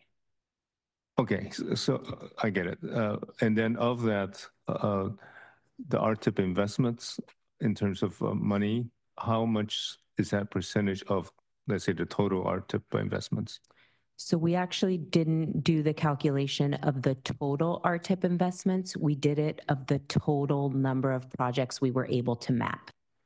So we felt that was a more fair comparison. We weren't able to map every single project in the RTIP. So we took the total of what we were able to map, which is 276 projects. And those are the figures that you're seeing on this slide. So there's an additional, I believe it's 119 projects that were not mapped. So they're not included as part of this result. I understand. So would you say the projects that were mapped, was that random, or what was the process of the mapping? That's a good question. It certainly was not random. We have to be able to identify the project in GIS. So for a variety of reasons, I think we use the example of like pavement. Cities will program pavement upgrades and they don't know exactly where they're gonna, change the pavement in their city until it's happening. So there's also programs that are region-wide. Yep. You can't put them on a geographic location on the map. So like the TDM program that we celebrated with you on Tuesday, that's regional. Sure. So not all projects are mappable. Yeah, not all projects are mappable. But of those that we did map on and use this analysis, are we having a greater emphasis on vulnerable communities in terms of funding, or it seems like it's less if the total amount of those who we analyze is less than 50%? So we actually analyzed 70% of the RTIP projects. Yeah, of those, yeah. And the percentage that we're showing here is 38% of the projects that we were able to analyze. 38% of those dollars, again, given the assumptions of our methodology, are going to vulnerable communities. And vulnerable communities defined as 50% or higher in the Cal environmental screening, which is 50% of the population that are most vulnerable. Yet only within those areas. Yes, but only 38% of those projects that we looked at in funding went to that population. That's right. Okay. Marnie, you had a comment. Maybe I didn't want to cut you off. Any other comments? I think this is very, very telling. I think we need additional information as well as what is the historic background. And something that I've always I know it's going to be very hard, but in the future, as we look at the projects and list of projects on an RTIP and on a regional plan in the future, as we approve regional plans, that we have some kind of a score. I don't know if this tool will be useful to score projects on that basis. I know it's very hard to score projects that are region-wide or actually encompasses large corridors. So that would go through many kinds of communities. So I think somehow we need to try to analyze projects on that basis, which may take a few years, but I hope I've given enough time to do that as we go into the next regional plan.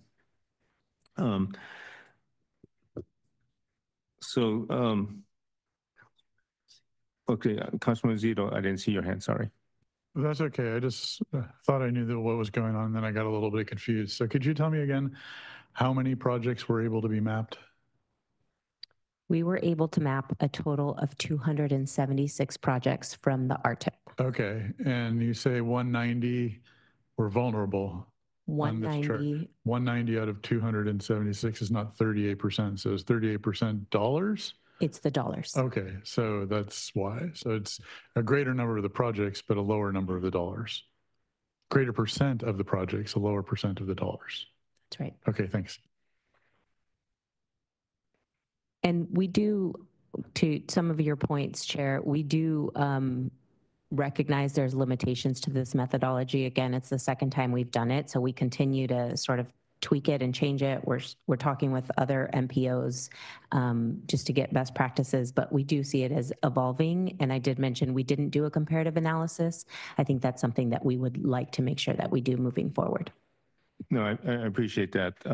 But as you know, environmental justice organizations statewide and regionally have done their own quick analysis of funding of projects, and there's a general feeling from many, as well as many professionals that study transportation, have said that rural areas get greater funding per capita, and the roads actually get less used because they're in less populated areas, yet we fund them to a greater extent to the peril of urban areas.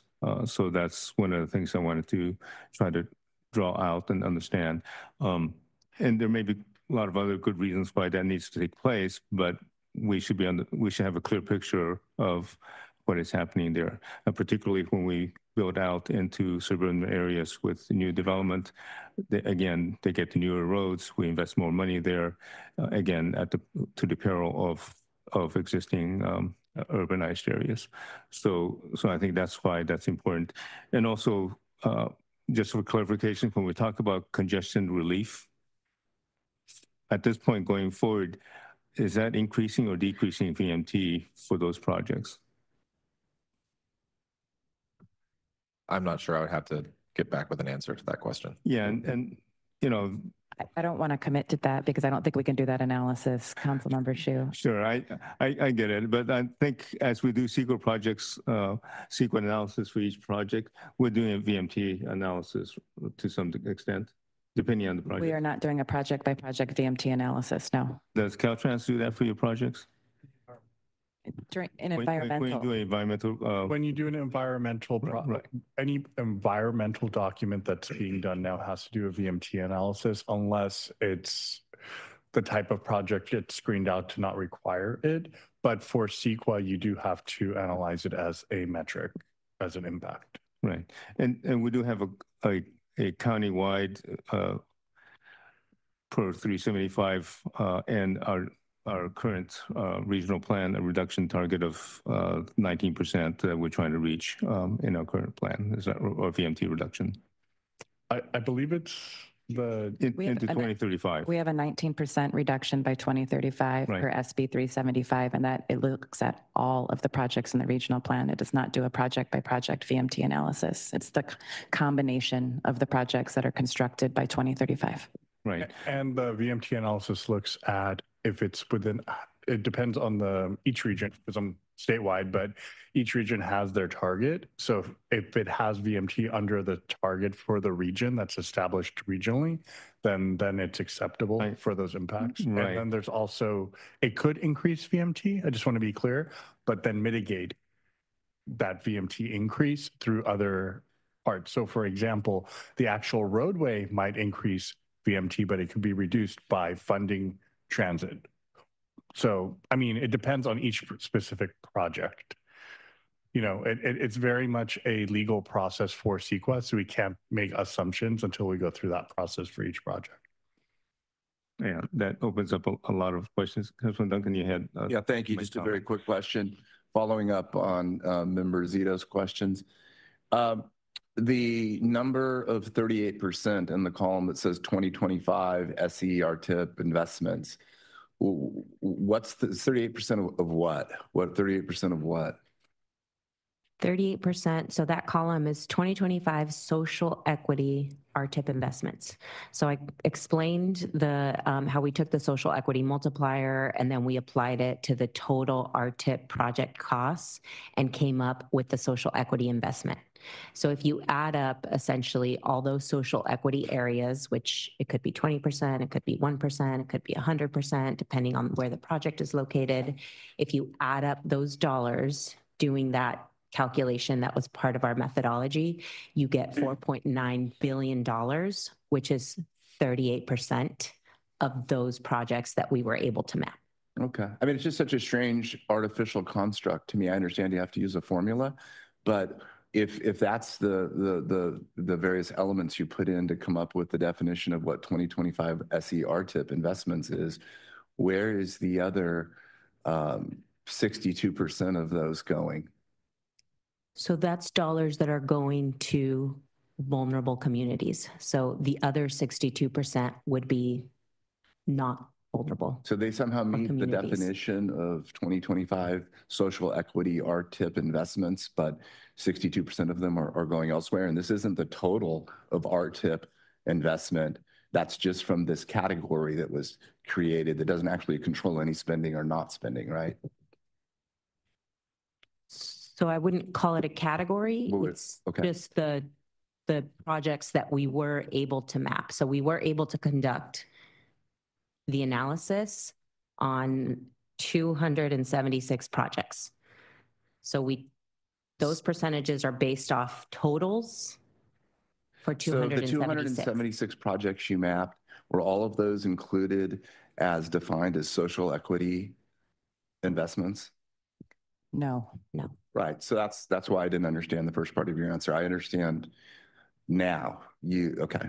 So again, I disagree, I guess, with your answer that 38% of the funds in the category social equity RTIP investments are being spent this way. I mean, I think it's saying 38% of the projects that you analyzed are being spent in the vulnerable and most vulnerable social.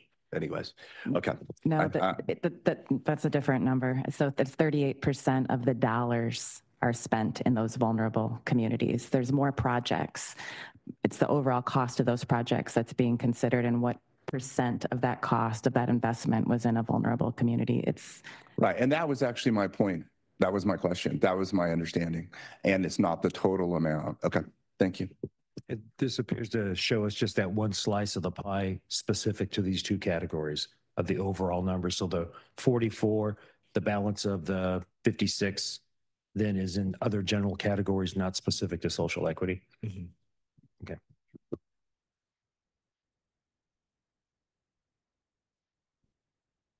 Well, thank you for that. As you know, I don't want to belabor, but I have a lot of other questions and criteria that we can look into. Besides the investment of dollars, we also have to look at the impacts in the community, both primary and secondary.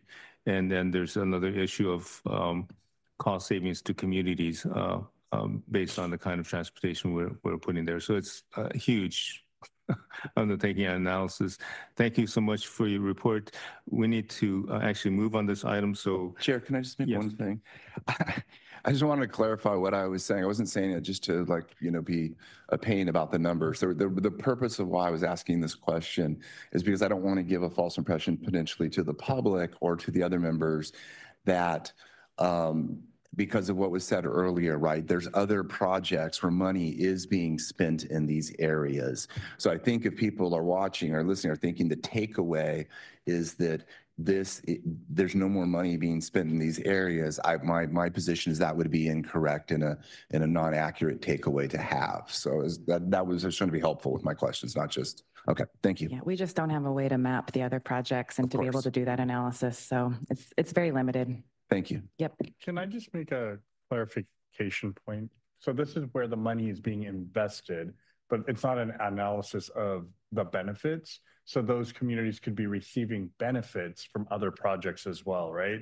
So it just doesn't happen to be spent specifically geographically in that community. So regional programs or projects adjacent that just don't happen to touch that community wasn't mapped, right? That's right. Okay, thank you. No, thank you for that clarification. It's just that when we do the county environmental screening map, these communities that are on the map are suffering from all kinds of environmental harm. Much of it, however, comes from the transportation sector. So we know the primary source of pollution that we deal with is from the transportation sector. So there is a relationship between the kind of investments we make in these communities and the health effects and other effects that the environmental screening maps. So I think we should take note of that as well. Anyway, I want to move on to other items. So do I have a motion and a second?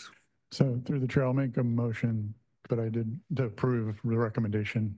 I also did want to make one other question/comment too, which was, I mean, according to the schedule, this has to be handed off to the state by the 30th, correct? If we don't do that, then I assume a lot of bad things could potentially happen. It basically limits our ability to get funding authorized for that upcoming. So I just want to, I mean, this comment's come up at these boards before, but I would hope we can try to adjust our schedules a little bit such that, and we just finished the public feedback period. If we wanted to act on some public feedback, we don't have time. I mean, we have to do this. So hopefully as we, again, bring these types of things to this committee and to the board next week, we can make sure it's done from a scheduling perspective in a way that if we need to react to something, we have the ability to do so. Thanks. But I'll move to recommend this to the board. Moved by Zito, and I have a second.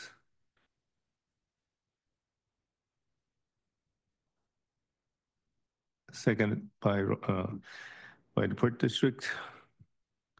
Let's go ahead and vote.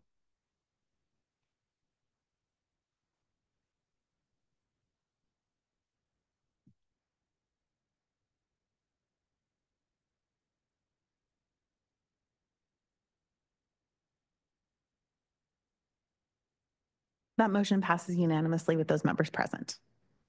Thank you so much.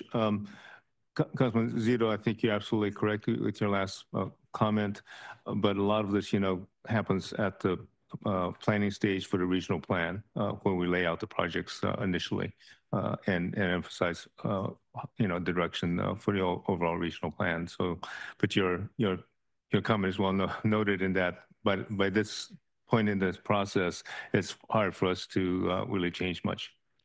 It's really into the regional plan. Let's move on to item number 7. We have Karine and Marvin from Caltrans. We're here to present the North Coast Corridor Program and our SR 79 projects. Hi, it's SR 78. I'm sorry, 78. I'm sorry. And a little bit of correction. And this is with the tone that we're trying to bring in more substantial discussions to the different policy committees. So you're much well informed on sending items to the board. So very happy to bring this update that we're working jointly with Caltrans on it. And Marvin and Kareem, take it away. All right. Thank you, sir. So again, good morning, committee members. Kareem Scarlett. I am the acting corridor director for the North County Corridors. And joining me in giving this presentation this morning is Marvin Cantone, who is the PM for the I-5 NCC program. So today's presentation provides a general update on the corridor, but then it also showcases the significant investment that the region has made in the North County. And that investment to date is over $1 billion. And that includes HOV improvements, that includes double tracking on the low sand, active transportation improvements, as well as environmental enhancements. So, as I-5 kind of winds down, we plan on, basically using the multimodal approach that we've been using on I-5 and applying that to the SR 78 corridor, as you'll see in today's presentation. So with that, I'm gonna hand it off to Marvin to give an update on the I-5 program. Good morning, committee members. As Kareem mentioned, we're part of the NCC program, and I want to bring everybody's attention to this umbrella. Kareem kind of touched on it. We're part of the Public Works Plan. This is a blueprint for a multi-decade program. It's about 40 years, expanding $6 billion, right? As Kareem mentioned, this includes highways improvement, coastal road and transit improvement, environmental protection, and coastal access. With that, I'd like to give a brief history or what has been accomplished in the last decade. And we're coming in the last decade. So we're about to celebrate our 10 years of the program. So as you can see, we have added 13 miles of carpool lanes on both directions on the I-5. We've added 5 miles of double tracking. We've added over 7 miles of bicycle and pedestrian facilities. We have restored over 400 acres of coastal habitat. I've added 4 new sand walls along the corridor and have replenished over 400,000 cubic yards of beach sand. As you can see, there's several locations there. We won't go over all of them, but we have a few examples. We'll begin with the Genesee Bikeway. This is a 1 mile protected Class 1 bike facility. That's one of the first things we worked on. We also worked on the San Alejo Lagoon double track, and the San Alejo double track includes Chesterfield Drive crossing improvements and a new 1.3 miles of biking and walking paths along the coastal trail. We also worked on the San Alejo Lagoon restoration. This was a large effort that we got help from different agencies. This restored over 400 acres of coastal habitat, and we're starting to see the restoration and new species coming in. So as you can see, the octopus is something new that we've never seen. We're starting to see deers migrate into the area, and we have a whole herd of them. We've also done several pedestrian improvements, bike and pedestrian improvements. One of them is the San Alejo Lagoon Suspension Bridge, which connected the community, as well as the North Coast Bike Trail and the Solana Hills Bike and Pedestrian Trail. We've also partnered with different cities, and right now we're going to give the example of some of the community art we did with the city of Encinitas, and we're also doing something similar with Carlsbad. And of course, we've also done the 13 miles of HOV lanes on both directions. And just recently, we finished the 56 bike path under the 556, which was a connection point, of 8-mile connection point between the 56 bike path and the North Coast Bike Trail. Now I'd like to discuss some of the active projects we're working on. We've started, as you can see, we started working on several projects. We started working on 3 miles of managed lane from the 78 up to the Harbor Drive on the I-5. We're doing some double tracking, 0.6 miles. We're doing additional 1 mile bike pedestrian facilities and restoring another 107 acres of habitat. So that the 107 acres belongs to San Diego Lagoon Restoration. Actually, that should be finished by the end of this month, and we are going to have an event for September 30th where invitations are starting to go out. We're also working on the Aguas of the Ondas Lagoon restoration. We're rehabbing the side slopes there to help protect for sorry, I froze. Sea level rise. Thank you. We're also working on the Carlsbad community enhancement, where we are working with Chestnut Avenue, and we're also working on some community art there. We're also realigning 2 of the ramps, so they're BT up at the Palomar Airport, and we're working on the Tamarack Avenue sound wall. We're also working on the Bataquillas Lagoon double track, which began construction this August. And as I mentioned, we are beginning design on segment 5, which is from 78 to Harbor Drive. This was made possible from some funding from Congressman Levin and some STIP funding through our partners at SANDAG. Sorry, jumped the gun there. We're looking at 2.5 years shovel ready for this project. And this is a recap of all the projects that have been construction or current construction. Like Kareem mentioned, we have done over $1 billion of construction projects. Most of them have been open to the public, and we are still working on some of them. All right. Thank you, Marvin. All right, thank you. Okay, so before I jump into the projects on the 78 corridor, I wanted to kind of touch on some of the ongoing collaboration efforts that are happening within the corridor. One is we've established a technical working group of all of the agencies that you see in the graphic on the slide. Originally, this group was put together for the development of the CMCP. And as we've moved from the planning phase, which is the document itself, now into the implementation phase, we've continued this group as we moved into the next phase. And so this group also provides opportunities to kind of revisit the vision as well as discuss project progress that were identified in the CMCP. And then also explore funding opportunities between the agencies. And then also, it provides like an additional setting to determine if we need to have additional briefings with electeds. So just a little bit about the plan itself. Skip to the whole thing. One, the focus of the plan itself, basically focuses on 3 key areas: mobility hubs, mobility boulevards, and regional spines. And so the mobility hubs are the blobs that you see, and those are high activity areas that are within, within like the downtown areas of each one of the cities. The mobility boulevards are the higher level arterials that are within the city, so we call them the workhorses. Because a lot of them have, similar volumes on them as the 78, or at least certain segments of the 78. And then lastly, the regional spines are the larger regional facilities, so I-5, 78, 76, the Inland Rail Trail, as well as the Sprinter would be included in that.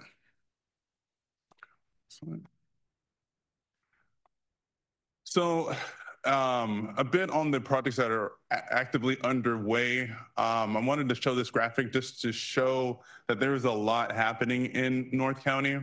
And, the graphic basically shows, what's going on transit-wise, highway-wise, rail-wise. As part of this presentation, we have a handout that actually has numbers associated with each one of those and a status on each one. So the first project that I'm going to talk about is the SR78 Asset Management Project. This project is actually going to go out into construction spring of next year. And it's going to have about a 2-year duration.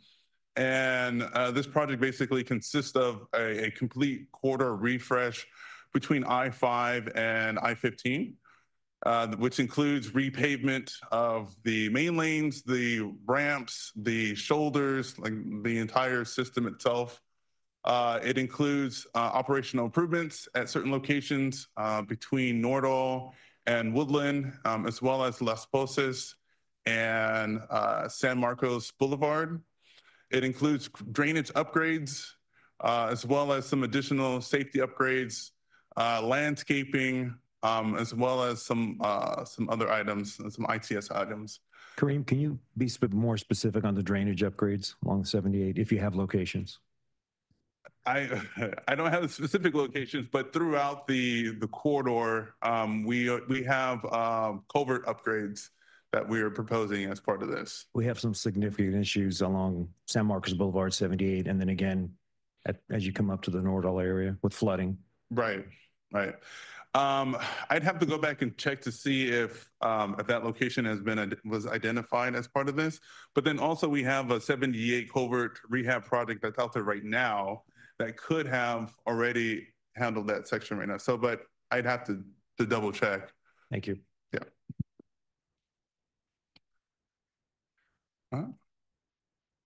The next project is the 1578 Managed Lanes project. And this project proposes to construct a managed lanes connector on I-15 and basically extend the I-15 managed lanes onto 78 for about 3 miles, ending around Cal State San Marcos.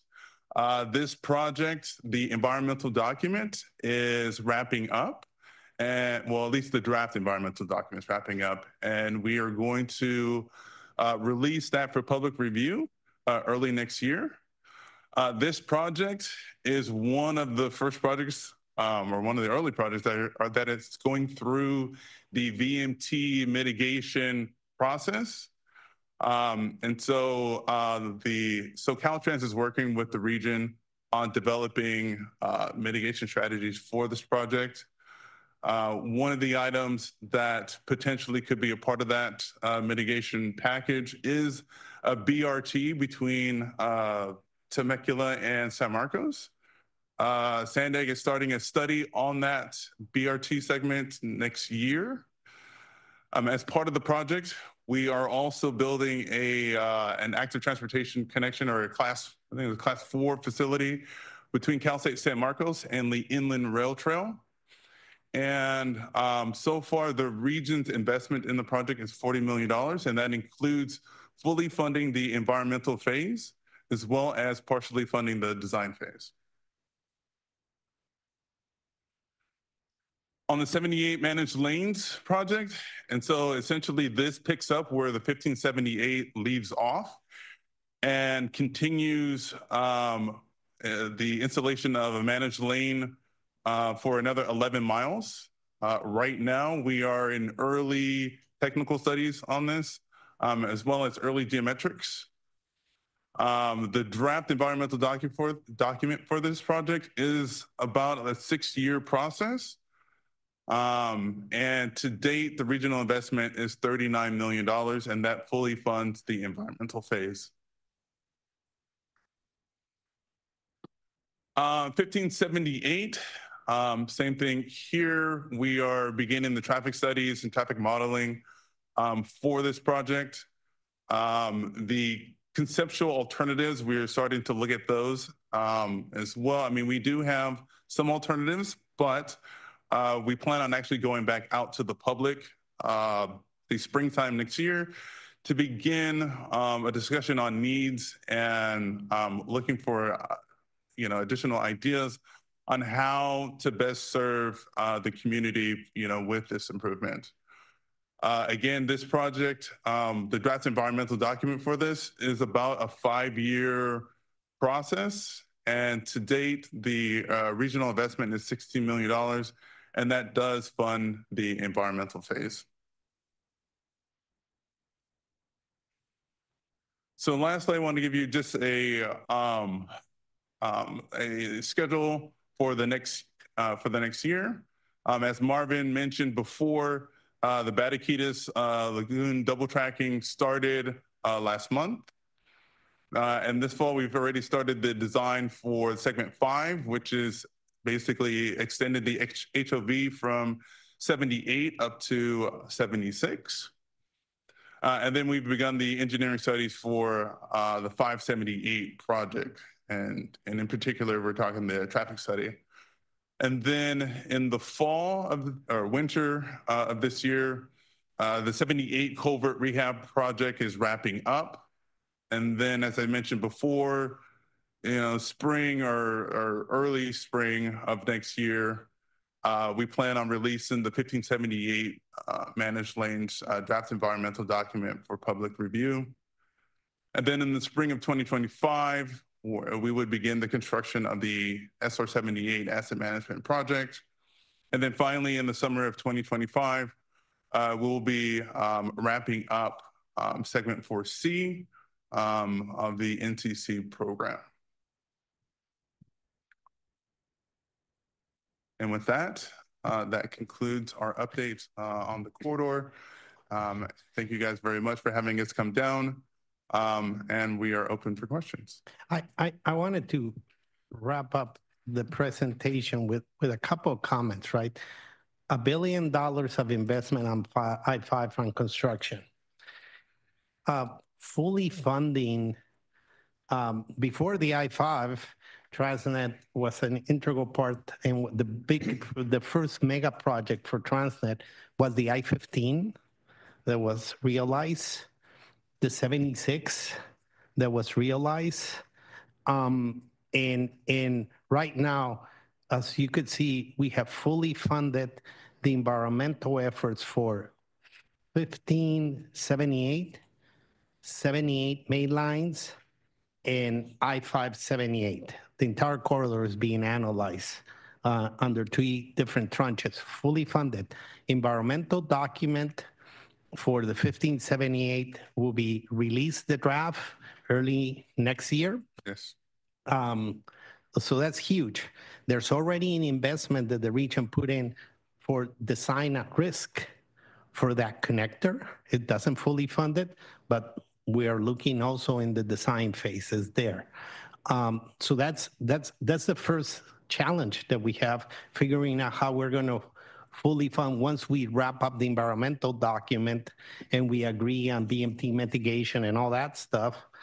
How do we fully fund the next phase of 1578, which is 3 miles into the 78 and those huge connectors that you're seeing? It's a project close to $400 million. Next challenge, financing challenge for this transportation committee and all of us is Kareem mentioned that we have funded the design of the extension of the HOB on I-5 from 78 up to Oceanside. That takes it almost up to our county line. We're designing that. So the next phase is moving in as a team and figuring out the construction cost. So, you know, I in all this is part of the RTP vision also on managed lanes. So things are really moving and gelling. I think there was some concern that things were on pause, and we're really, I want to make that point to really stress that we're really focused not just in this area. This is the update for this area. You will see other routes, other efforts, you know, and that's part of also the reorg that we're doing. And I'll make some announcements. One, we're losing Kareem in a couple of days. He's going to be the top guy for Caltrans on the Bright Line to Vegas. So that shows the caliber of who he is and his quality of work. We brought up our delivery team, and Clint Pease has just started this week. He's going to be program project management. He's going to be the point person for SANDAG on coordinating all these efforts with Caltrans. We have Dave Cortez, who's our director of engineering and construction. And then we also have Maria Rodriguez, who'll be the corridor director or the director for mega projects, and she's really into the loss and realignment. So there's a lot of good things happening. They are, like this slide says, they're multimodal. They're taking care of the environment. They're looking into transit, and they're providing options to the public with this options that we're giving within the highways. We're looking at how we can maximize our uses of our footprints. So I really want to stress that, and because the next big challenge this transportation committee is going to have is how we develop those strategies on funding the elements that I just mentioned and keep moving forward with other items in the region. So anyway, that concludes my comments, and I think I'll open it for questions for the team. Chair, real quickly. I have about 1.5 million questions, none of which I'll ask today, but I do want to thank Mario for putting together the Zoom a few weeks ago with the North County leaders to go into some pretty significant detail, which then generates the 1.5 million questions that we'll have later. But thank you again for doing that for us. Yeah, let's see if we can move on to public comments, and then we could have a better discussion for committee members. So, Francesca, do we have any public comments on this item? Thank you, Chair. We do have one, the original draw. You can go ahead. Yeah, it's a wonder how you're going to be able to fund these projects when you're spending so much money on the environmental reviews. You know, what's going to happen if the funding doesn't come in for construction? You know, are you then going to have to do more environmental reviews, which is going to take more money because of a delay in the process? You know, that's something to be concerned about. And then, you know, if I think it's important for you to be able to see and collect data on how many people are actually using the bike and pedestrian lanes that you're creating, if that is something that is worth its money to be doing. Do you have any kind of data on that, on how many people are using it on a daily basis? So that you can make sure that the money is being spent wisely. And then it's a kind of interesting that you're talking about VMT mitigation, but then yet you're saying that you don't track that and see if it actually reduces VMTs. So it almost seems like a pointless strategy if you're not going to be able to have any kind of data that shows that all of the projects that you guys are engaged in are actually mitigating vehicle miles traveled, because you should know if it is causing more vehicle miles traveled due to all the things that you're doing. And in that, it would, you know, you would have to kind of shape your plan around that. But if you don't have any kind of tracking methods of that, I don't really understand how you can say that what you're going to be doing is actually reducing VMTs, because you can say it all day long. But if it turns out that, and which it is in many of the things, when you're doing roundabouts, when you're taking away parking spots, when we're taking away lanes and different things, it's actually causing more vehicle miles traveled and more GHGs that you guys want to reduce. So, you know, you shouldn't be spending money on something like that if it's not actually working. So there has to be some way for you guys to track that and provide that to make sure that what you're doing is right, and for accountability and transparency. That concludes the public comments. Oh, I'm sorry, that we do have one additional public comment. Pedro Orso, you can go ahead.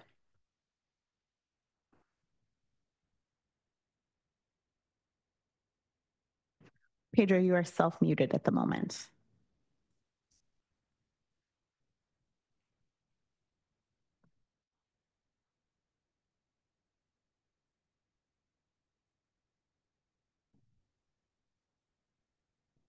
Sorry, I'm trying to assist, but I don't see that Pedro can unmute his microphone. Pedro, if you'd like to provide your comments to me at clerk@sandag.org, I'd be happy to distribute them on your behalf. And I'll turn it back over to the chair. Thank you. Thank you, Francesca. Councilman Musgrove, I think you were first up, so I'll let you go ahead. Thank you, Chair.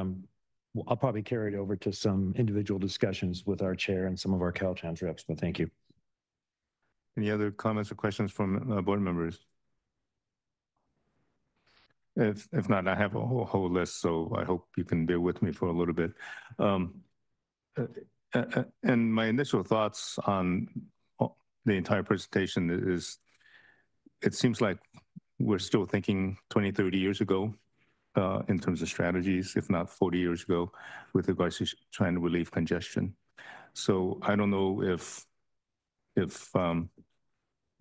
maybe Antoinette or Mario, you can comment on the phenomenon of induced demand and what that means with regards to expanding roadways and relieving congestion. So your question is, what kind of impact would this have on VMT? Or reducing congestion at all as we widen freeways. Well, we're adding managed lanes and adding a rapid project, and managed lanes generally increase van pooling and carpooling and encourage higher occupancy vehicle modes. Yeah, no, I'm asking, how does that affect VMT? Overall VMT, when you add additional lane, even though it's a managed lane? Generally, when you add lanes, it does induce demand, but we're also adding features that reduce VMT in conjunction with the managed lanes. So increasing van pooling, we're increasing the transit service in the corridor as well. And how would that compare with using an existing lane and converting it to a managed lane in terms of cost and effectiveness in reducing VMT? Well, certainly there's less cost with converting a general purpose lane to a managed lane. Currently, we don't have the ability to convert general purpose lanes to managed lanes. There hasn't been any state legislation that would allow for that to take place. So at this point, we're proposing to add a managed lane to the State Route 78. Great. And that's what's been in the plans for a while. Right, thank you. So I have some questions with regards to the first part of the presentation with regards to the complete project of expanding HOV lanes and the project of the complete I-5 corridor. Originally, this was over 10 years ago when it came before SANDAG and Caltrans as a Caltrans project. And I don't know the exact figure. I think 6 million was given in terms of the entire cost. I'm sorry, 6 billion, which included the double tracking, the trails, the bike trails, and then the widening of I-5. Is that correct? Yeah, that is correct. Right. So, I mean, I don't want to get into the weeds of the dollars and cents. At that time, what were some other alternatives presented to Caltrans by the public? Alternatives in what sense? You're talking about rather than expanding roadways. Well, I mean, I guess when we went out with you're talking about when we started with the environmental document, what alternatives were in there outside of widening I-5? Yeah.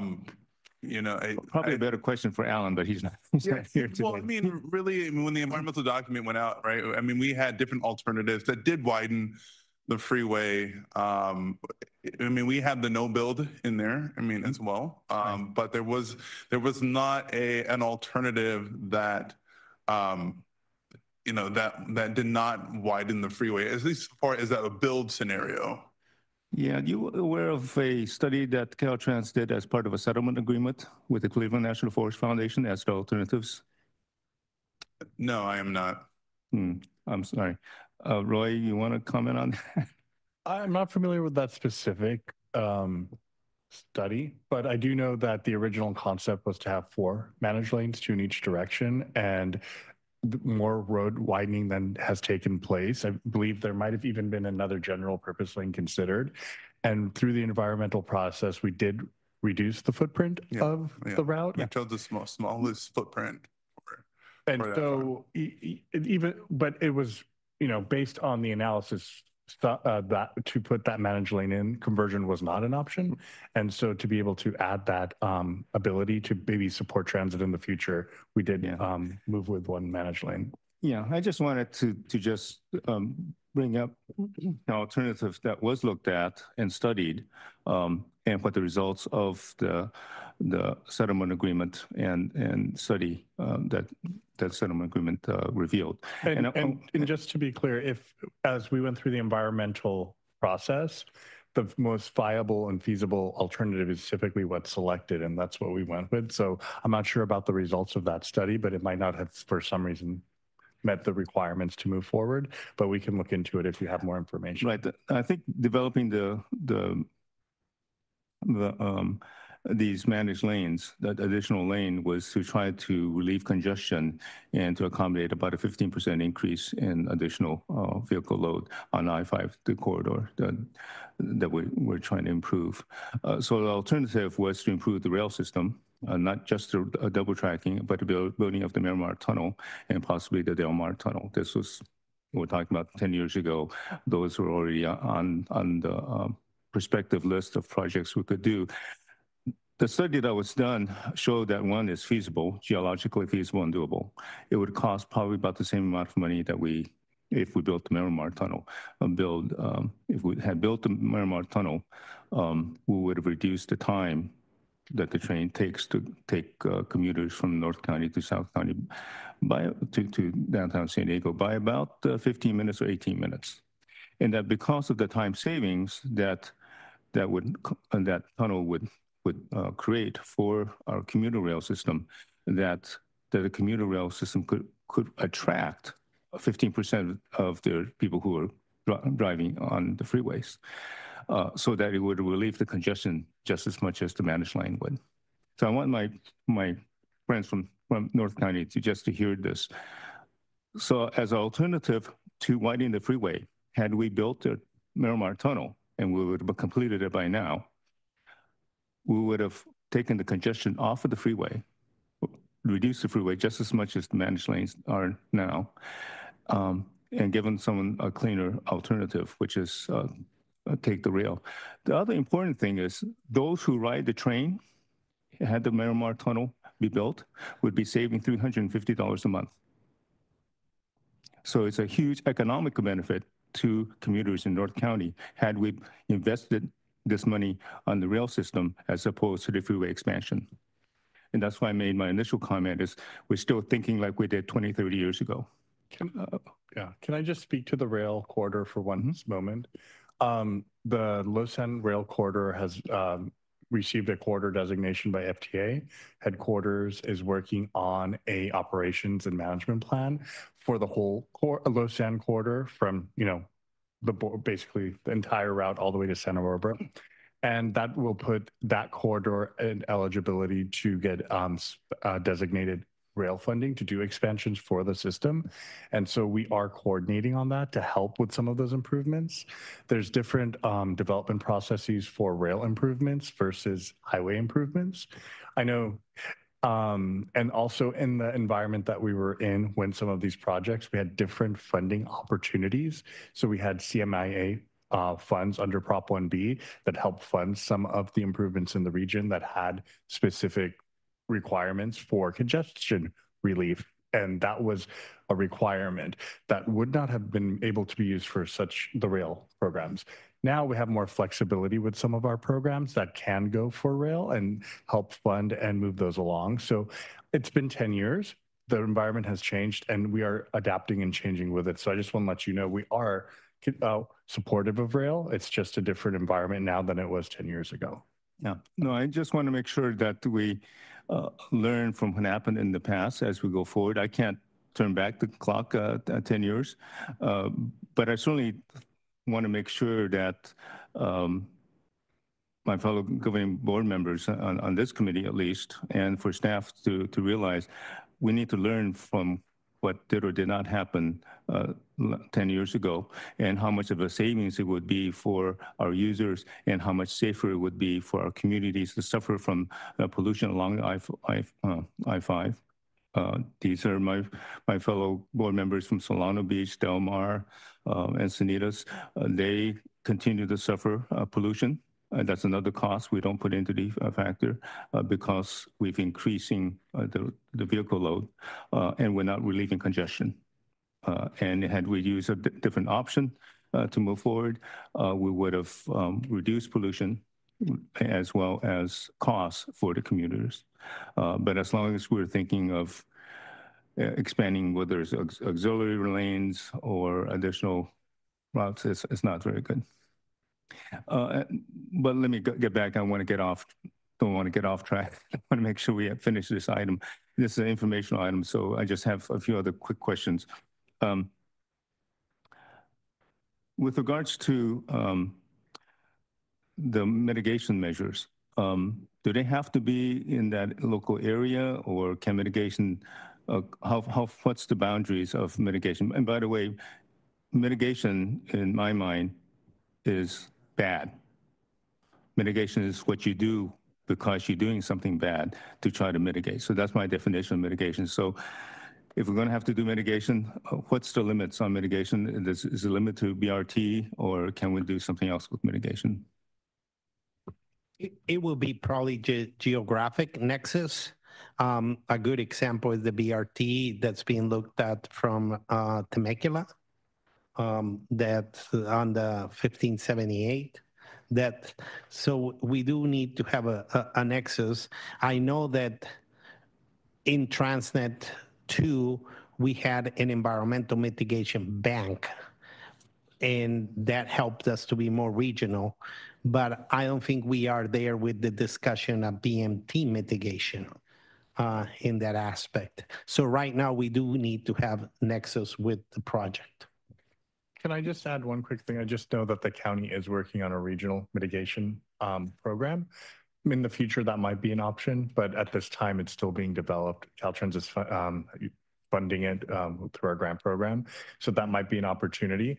But another opportunity is to put improvements within the actual project. So it's project features and not mitigation as another way as well to address that. I'm just a little leery of mitigation when sometimes it's something that actually, in this case, BRT actually increases VMT as well. Maybe a better vehicle traveled, but it actually increases VMT as well, as opposed to possibly helping North Coast Transit, making the cost of North Coast Transit, the transit users less. If you make the coaster free, if you make some other routes free certain times of the day, you might be able to bring more VMT off the road and reduce congestion. Of course, that may mean another source of funding, this is just a question, in South County, all the talk is about getting rid of the toll road on 125. Ever think of increasing the cost of transportation so we can pay for these systems by making 78 a toll road, and then you can have plenty of money to do some of these improvements, as well as do mitigation like funding North Coast Transit. Just off the cuff comment, so you don't have to respond to that. Any other comments from my fellow board members? Mr. Ito. Yeah, thanks. Just wanted to make sure that at least some credit is given where credit is due. While I certainly empathize and concur with a lot of what you have been stating, the chair, one of the things that I do believe is radically different from 30 years ago is, at least with respect to how we're paying attention to active transportation, and being somebody who's been a cyclist in the community for 35 years, what's going on now is definitely night and day versus what was going on 35 years ago. And it actually is having a measurable effect. I can say that there are definitely an order of magnitude higher people riding bicycles right now than there were when I was doing it 35 years ago, largely in part due to some of this infrastructure we put in place. I'll put in a plug, though, that having said that, there are lots of opportunities out there. We still have a problem with greatly disconnected infrastructure, and hopefully, this plan will help make sure everything in the North County does start getting connected together.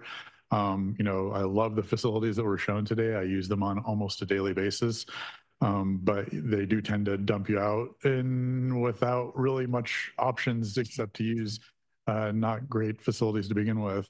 The other thing I'll mention is that, as we go through the 78 corridor, focusing on how to make freeway interchanges safe for cyclists, and not that it's San Marcos' fault, but I've been through some of the interchanges on 78 in San Marcos, and I fear for my life when I bike through them because they're so big, they're so fast, and not all of them actually have good bicycle facilities.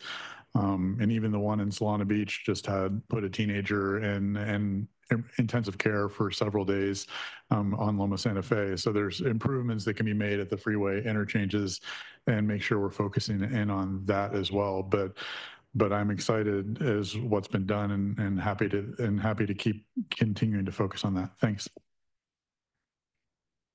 Thank you very much, Marvin. And Green, you're going on to deal with the rail project from Southern California to Vegas? I am.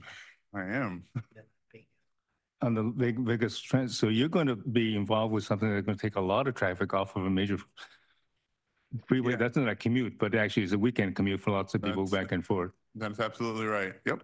Congratulations and best of luck on that project. Thank you both for giving us a great report here. Thank you very much. So this was a non-action item for information. So thank you for all of this. Let's move on to item number 8, which is Sonia and Keith will provide an update on the Regional Zero Emissions Vehicle Incentive Program.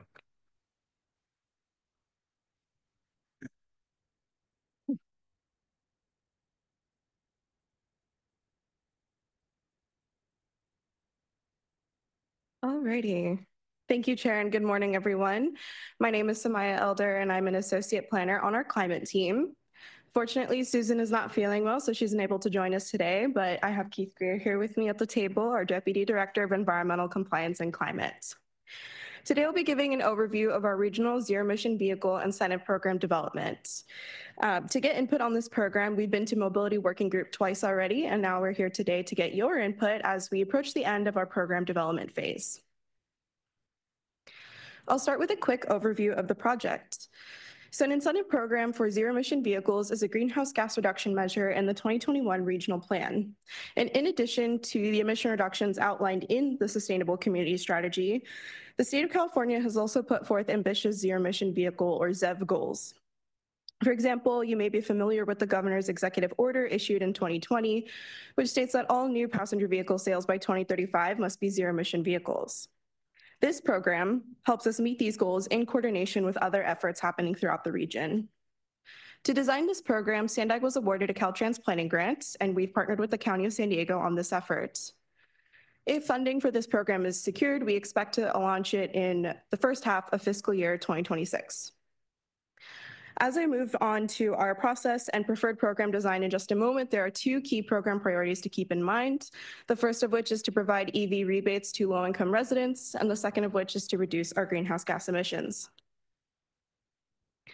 So our first step in that program development process was to complete an existing conditions assessment.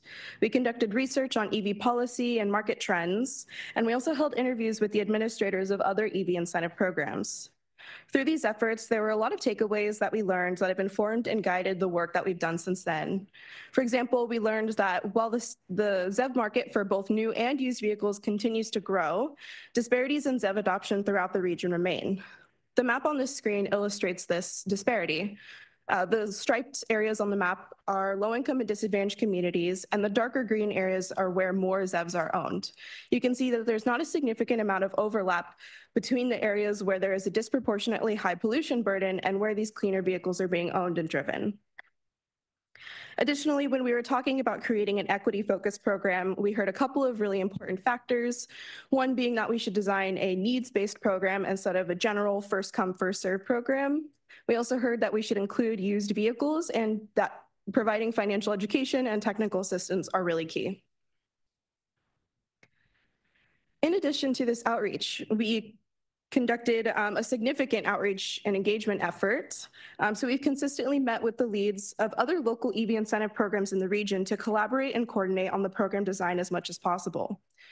These include the Air Pollution Control District on their Clean Cars for All program, San Diego Gas and Electric on their pre-owned EV rebate program, and the County of San Diego on their EV roadmap efforts. In addition to these stakeholders, we've also engaged community-based organizations and local residents through a series of 5 focus groups that we held earlier this year, where we heard a lot about barriers to driving or choosing an electric vehicle and their preferred program design. 2 of the main barriers that I want to call out today are a lack of access to EV charging and the high upfront cost of an electric vehicle. And lastly, we've also repeatedly sought feedback from SANDAG's Social Equity Working Group, Mobility Working Group, as I mentioned, as well as the Accelerate to Zero Emissions Collaboration, of which SANDAG is a founding member. Moving on to the program design, one important element of this that I want to highlight today is applicant eligibility. To hone in on our goal of creating an equity-focused program, we worked with our consultant team to research and model various factors around household spending on transportation, costs related to vehicle ownership, and other data. Based on this, as well as the community input that I mentioned, we determined that a realistic population for us to target through this program is those with annual household income at or below 400% of federal poverty level, or FPL. So to reflect that, this is our proposed applicant eligibility criteria, and we're also proposing higher rebates for those at or below 300% of FPL. The table below illustrates what that annual household income amount is at different levels of federal poverty level, as well as how that compares to San Diego County's area median income. For a household size of 3, which is our regional average, 400% FPL is just around $103,000 per year, just to kind of give you a sense of what that is. Moving on to some other elements of our preferred program design, as well as some implementation considerations. We'd like to procure a third-party program administrator to provide day-to-day program operation. This is based on some of our research and findings in our program strategy and our evaluation of the pros and cons of different administrative models. I also mentioned earlier that one of the main barriers we heard about from the community is the high upfront cost of an electric vehicle. For that reason, we'd like to provide a point of sale voucher or discount to help bring down that upfront cost. This approach would require an application and pre-approval process and would also require lots of coordination and buy-in from car dealers and associations. So to achieve that, we've already begun engaging with car dealers and associations throughout the region, and those conversations have proven very useful in discussing how we can approach this program to make sure that it is accessible and easy to use for all parties involved. Oh, sorry, I didn't mean to click that. There we go.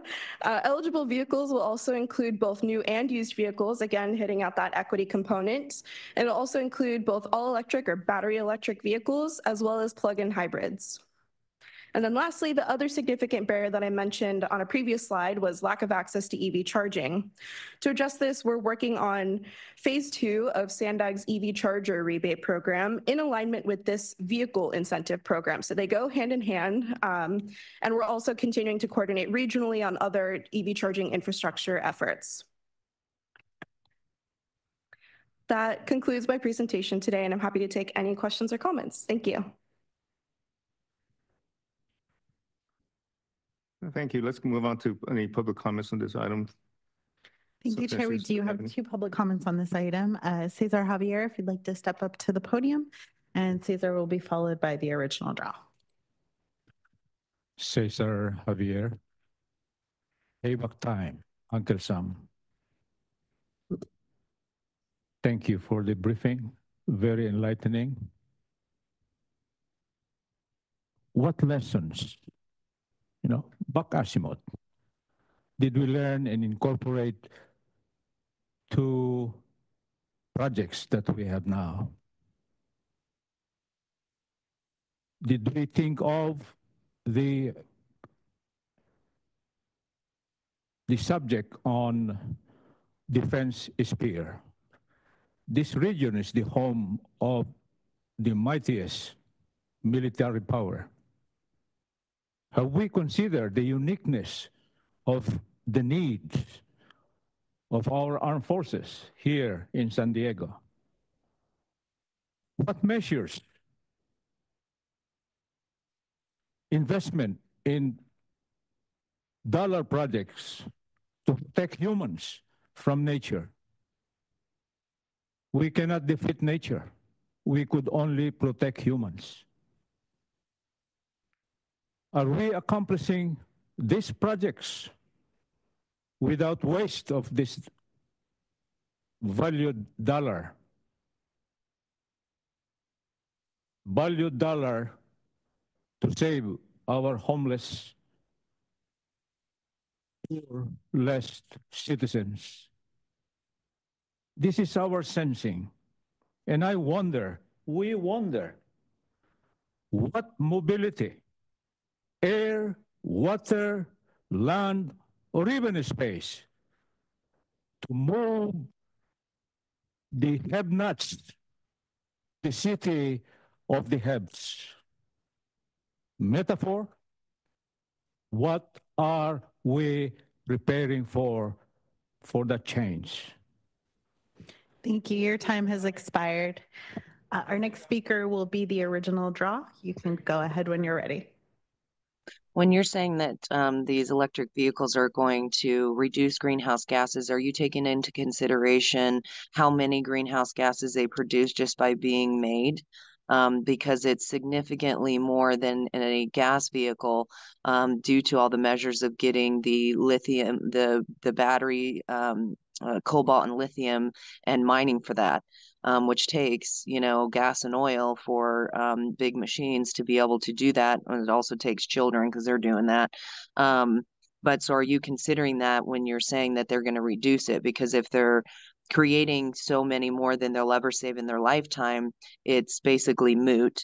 And you're putting the cart before the horse by having a lack of charging stations and then trying to incentivize. So when you're going to be incentivizing people to get these, you need to be making sure that there's enough infrastructure for them to charge it. But at the same time, all of that infrastructure is going to be putting a major strain on the power grid that already can't handle the people that are driving the electric vehicles now and people using air conditioning. So how is that power grid going to be able to sustain all of these people driving these vehicles?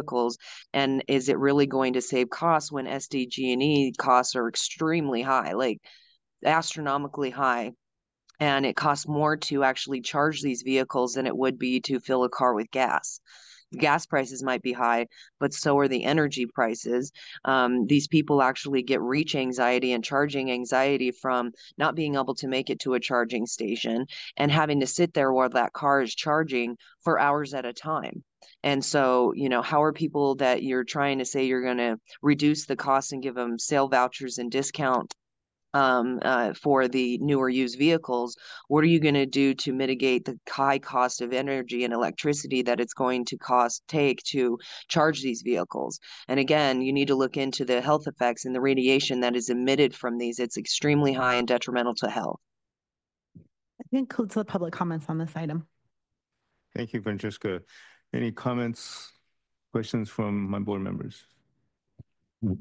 So I just have a quick question. Are these going to be flying electric vehicles, or are they going to be driving on highways such as the 78.5 connector that we were talking about earlier, where we'll need space for cars that are electrically powered, Chair, not just ones that are driven by gas causing the VMTs you're referring to? So just a quick point to keep in mind. I won't go on for 17.5 minutes about it. No, I'm just kidding, Chair. Thank you. Thank you, Councilman Duncan. Any other comments? Yes. Job Nelson from the Port of San Diego. So just a couple of quick questions for you. Well, first, let me say thank you for putting together this presentation. That's always helpful. And we would love to continue to talk about how we, and I think others, can be part of the charging infrastructure, right? As we think about the parks that we have in disadvantaged communities, can we put charging infrastructure in those places? So that folks would have a chance to plug in their cars. The second thing, though, is as we think about whether or not this money gets spent, I think one of the areas that's kind of low-hanging fruit, and we think about VMTs, Chair, is actually all of us around the table in terms of work vehicles that we have for public agencies. And we don't have the ability to take advantage of things like tax credits. And you think about the number of miles that we're putting on in a day, probably more than your average commuter would be in terms of having trucks go back and forth. And I know this because we've been transitioning our fleet, right? And it seems like as we have money that is not being spent, it might be worth it to kind of think about a program that would allow cities, the county, other public agencies who are trying to make this transition to be able to use some of that funding to kind of help buy down the costs and switch over to electric work trucks, for instance. I think that could be an interesting thing to explore. And then the last kind of point I would make, and something to think about as we think about charging infrastructure, we also need to be thinking about charging infrastructure for heavy duty trucks, right? It's not just about putting a charger in somebody's home. I know that we're looking at the first kind of zero emissions truck stop, but that only helps so far, right? I mean, the miles on these things are 100, 150 miles right now. And so we want to make sure that as time goes on, they have the ability to charge. And that's not something we can do within our own jurisdiction. That's something SANDAG is going to have to be a part of. So those aren't really questions as much as comments, maybe. So you won't have to, I'm not going to force you to answer to them right now unless you want to, but just some things to think about. I can just answer that we are in partnership with the Department of Transportation and goods movement corridors that will require charging infrastructure for heavy duty trucks. So it is on the radar. Yeah. Just one thing to add to that. So this is what you're seeing today is just one piece of a larger program of sustainable transportation. So like the heavy and medium duty trucks, that's part of our sustainable freight model and strategy. So what you're seeing is just one piece of a larger strategy. Any other comments from board members? Yeah, just really quickly. And the California Energy Commission does have grant opportunities for fleet improvements. So, there are opportunities that the state does offer. Yes, they're just very hard. I mean, they tend to always be oversubscribed, right? And so anything we can do, and maybe it's a better discussion, Chair Hsu, for APCD to talk about how we can all contribute to that. But I do know that those are heavily subscribed and sometimes hard to get. Yeah. But Joe, I appreciate your comments, and I want to point out, something that the port is doing is analyzing the trucks that are going in and out of their facilities, so we have a better idea of which trucks are going in and out the most. So if we're smart about this, we should convert those trucks first, And if we actually convert a small number of them up to 20%, we might be able to handle up to maybe 60% of the traffic. So that's the kind of, I guess, information we need, strategies we need, is how do we get the most amount of bang for the buck with regards to the funding that we do have, and how we convert quickly to have an immediate effect. The other aspect of that is geography. And I think that's, we had an equity map shown earlier using kind of vital screening. That should give us a better targeting, as you have actually showed with your comparison of who has electric cars and who don't. So I think that's important. Lastly, Councilman Duncan's, you're absolutely right. Electric cars are going to go all over, and we need to look at the, no one's throwing out the roadway system. We're going to live with that for a long time. But as we reduce VMT itself, electric vehicles, I'm reminded by my other friends from other parts of the industry and community, that much of the pollution actually also comes from the brakes and tires of vehicles. And electric vehicles being a bit heavier actually may emit even more of that source of pollution. That's the black film I get on my windshield every now and then if I park in certain places, in addition to diesel fuel. But in any case, I think that's why overall reduction of VMT is still required. It's still part of this CARB scoping plan, and it's part of our plan as well, to reduce VMT. But if we do it, the conversion part, in a smart way, we may get more bang for the buck for what limited funds we do have, and do so in an equitable fashion. And also, I think we should remind ourselves there's some parts of our county that suffer a lot from pollution, but they're also well-to-do communities. So that's how I got Councilwoman Duncan to go in with me with regards to reducing pollution. Coronado suffers a lot, and we think of Coronado as a place that's, free from all this. It gets a lot of traffic, it gets a lot of vehicles, and if we could find a way to reduce some of that and still have everything function well, and the economy and Coronado doing well, we should be able to work in that vein. That's the same for San Marcos, Solano Beach, much of San Diego. But I do appreciate the analysis you gave. I think that was really good. Thank you for this report. This is informational, so we don't have to take action. Any other parting comments? Just briefly, Chair. Okay. As we discuss VMT as vehicle miles traveled, we need to also consider vehicles minutes traveled. So if we can free people up to get where they're going, they may be driving further, but they'll spend less time on the freeway, idling and sending those pollutants out. So there has to be a balance. Thank you. Thank you. Yes. Yeah, I would just piggyback off of that comment that the real issue that we're going to struggle with is infrastructure. In fact, part of the issue we're going to have with the transition to full EV is that the neighborhoods that are at a disadvantage now are the ones that have the worst infrastructure. So, for us in public transit to make an investment into a fully EV fleet, even if we're talking about hydrogen, there's no hydrogen in Southern California. We'll be like one opportunity to purchase hydrogen from a vendor while we're trying to transition our fleet. And the electric grid can't handle what is currently out there now, especially with our current consumption rate. And so if we don't have a significant investment from the state and from the federal government, our EV transition plan is for naught. I can only speak from NCTD's perspective. We had 20 buses sitting in our lot right now because we can't get access to hydrogen. And we invested in the state's plan to push forward with a full EV or full ZEB fleet, either battery electric or hydrogen fuel cell. And now we have equipment that can't be used because we don't have access to the fuel. And that's a problem for Southern California that needs to be addressed. When I was in Washington, our plan was to purchase hydrogen from California as part of a cooperative agreement, and we couldn't do that because California wasn't at a space where they could truck hydrogen north out of Sacramento area. So it's something that we're going to need to address. I don't think that there's been the proper effort put into managing the back office portions of it. In my career, we've had conversations with the Department of Energy and the Department of Defense about their obligation to try to fund these things. especially when you're talking about the electric grid. That's a Department of Defense issue. Like that's a national security, potential national security issue if we continue to pull electric off the grid at the rate that we will consume it if we try to hit a 2035 target.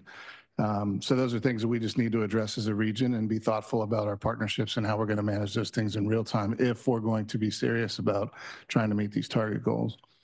Great. Thank you, Sean. You know, there's another issue with hydrogen is whether it's green or not. And I'm told that hydrogen itself can be just as bad when you look at the production of hydrogen itself. So we don't really gain with regards to reducing greenhouse gas emissions by simply going to hydrogen. It just means that that particular vehicle may not be emitting at the time, but the production of hydrogen is a problem similar to CNG. I'd rather ride behind a CNG bus than a diesel truck, but I have to remember the production of the gas that CNG truck bus is using actually produce a lot of pollution somewhere else where it came from. So I think it's a complicated and tough issue. I hope we'll break through it. I will give you some good news of how we're moving ahead with technology, and I'll put in a plug for my city. We're purchasing these systems that are provided, which includes a solar panel, a battery, and charging station all in one. That's somewhat portable, and we're experimenting with 3 of them in the city of La Mesa. One in my driveway, but I don't think it'll do it. Well, we'll put them in public parking spaces where there's fair enough sunlight. It's almost self-contained. In other words, someone can come and charge up their vehicles. We're going to initially make it free to charge in the city of La Mesa, so you know our restaurants benefit from that. But it's self-contained. We don't have to go to SDG&E and ask for permission to do this. We can put them in some of our parking spaces, and it provides shade, provides power for a vehicle, and we have something going. So, and at some point when we start charging for that, I think we're going to find that the cost, we can amortize the cost of that within a pretty short period of time, just like the solar system on my house. So, you know, with maybe as little as 10 years, that system would pay for itself. So I hope we consider that as we look at the overall picture. Things are changing, and in some areas, it may make some of these changes will really make it cost less for our communities and make it easier for people to have good, reliable transportation. Any other?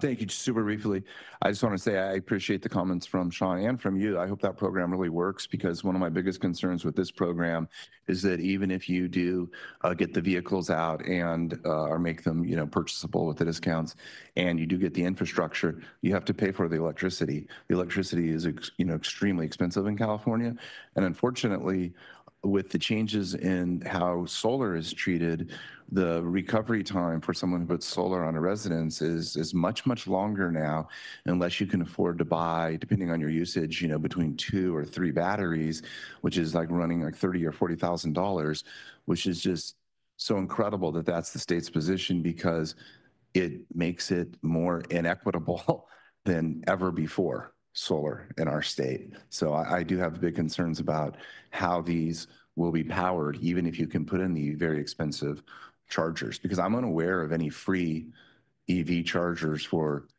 EVs in San Diego. So they're going to pay for it. You either pay at the pump, so to speak, of electricity, or you pay with an extremely high electric rate.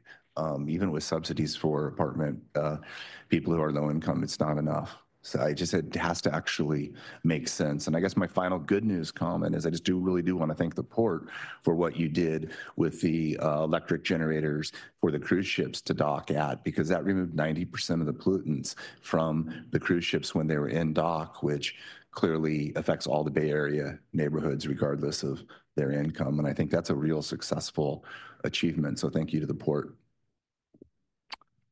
And I just want to say on that, it's not just those. We just celebrated this week the 2 electric cranes, which will also, they were our single dirtiest pieces of equipment, sitting right across from Coronado, right? And so it's nice to be able to have those all electric crane sets, the first in North America. So pretty awesome. And tugboat, the Z-Wolf, Cosmo Zito.